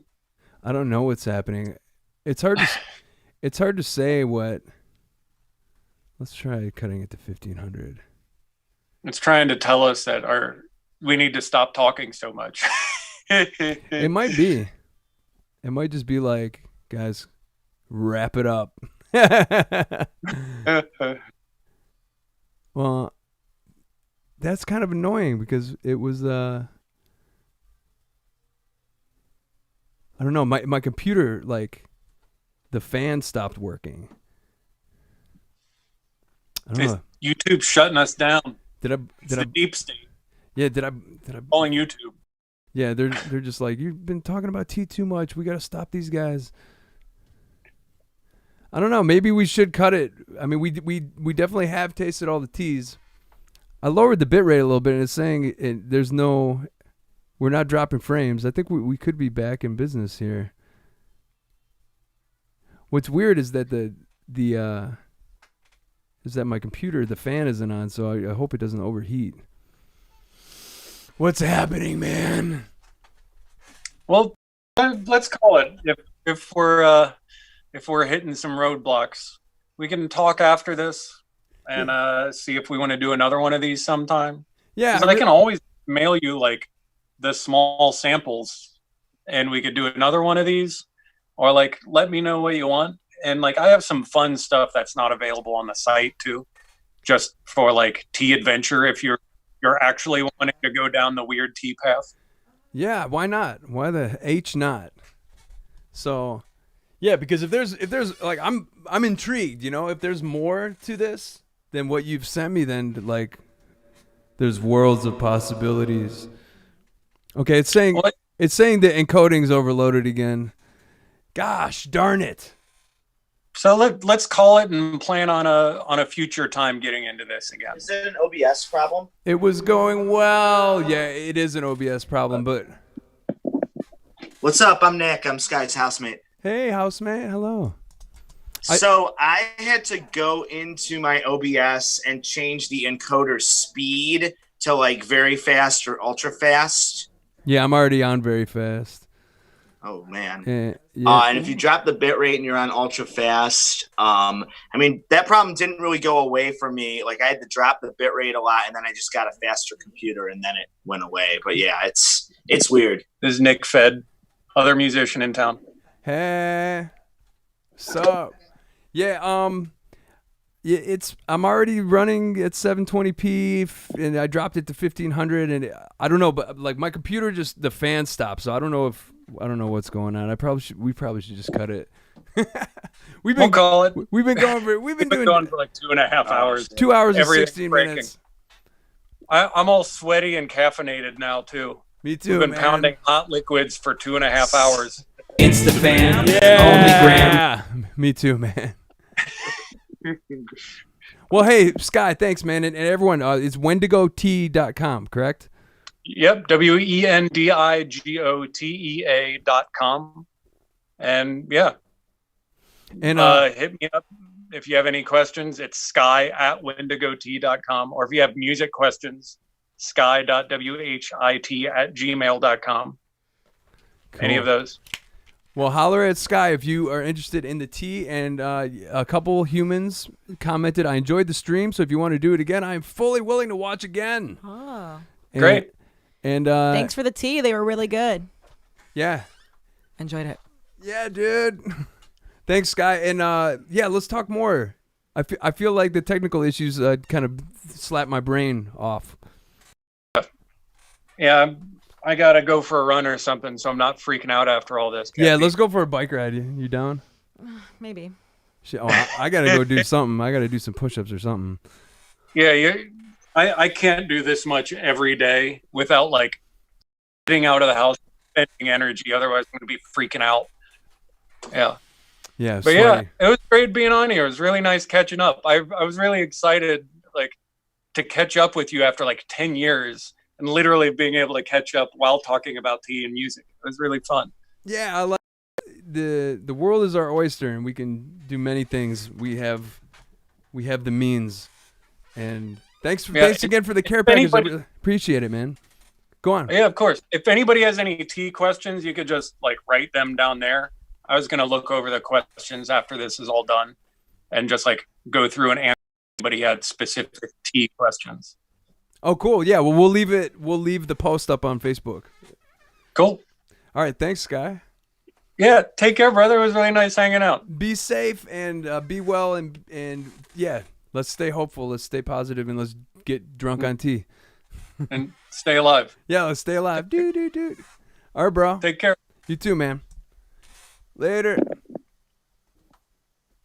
Yeah. Look at how sweaty I am. Look at how sweaty I am. Yeah, we're dropping frames, man. Encoding overloaded. We're gonna end this. Thank you for tuning in on a Saturday. Thanks for being here. Bye.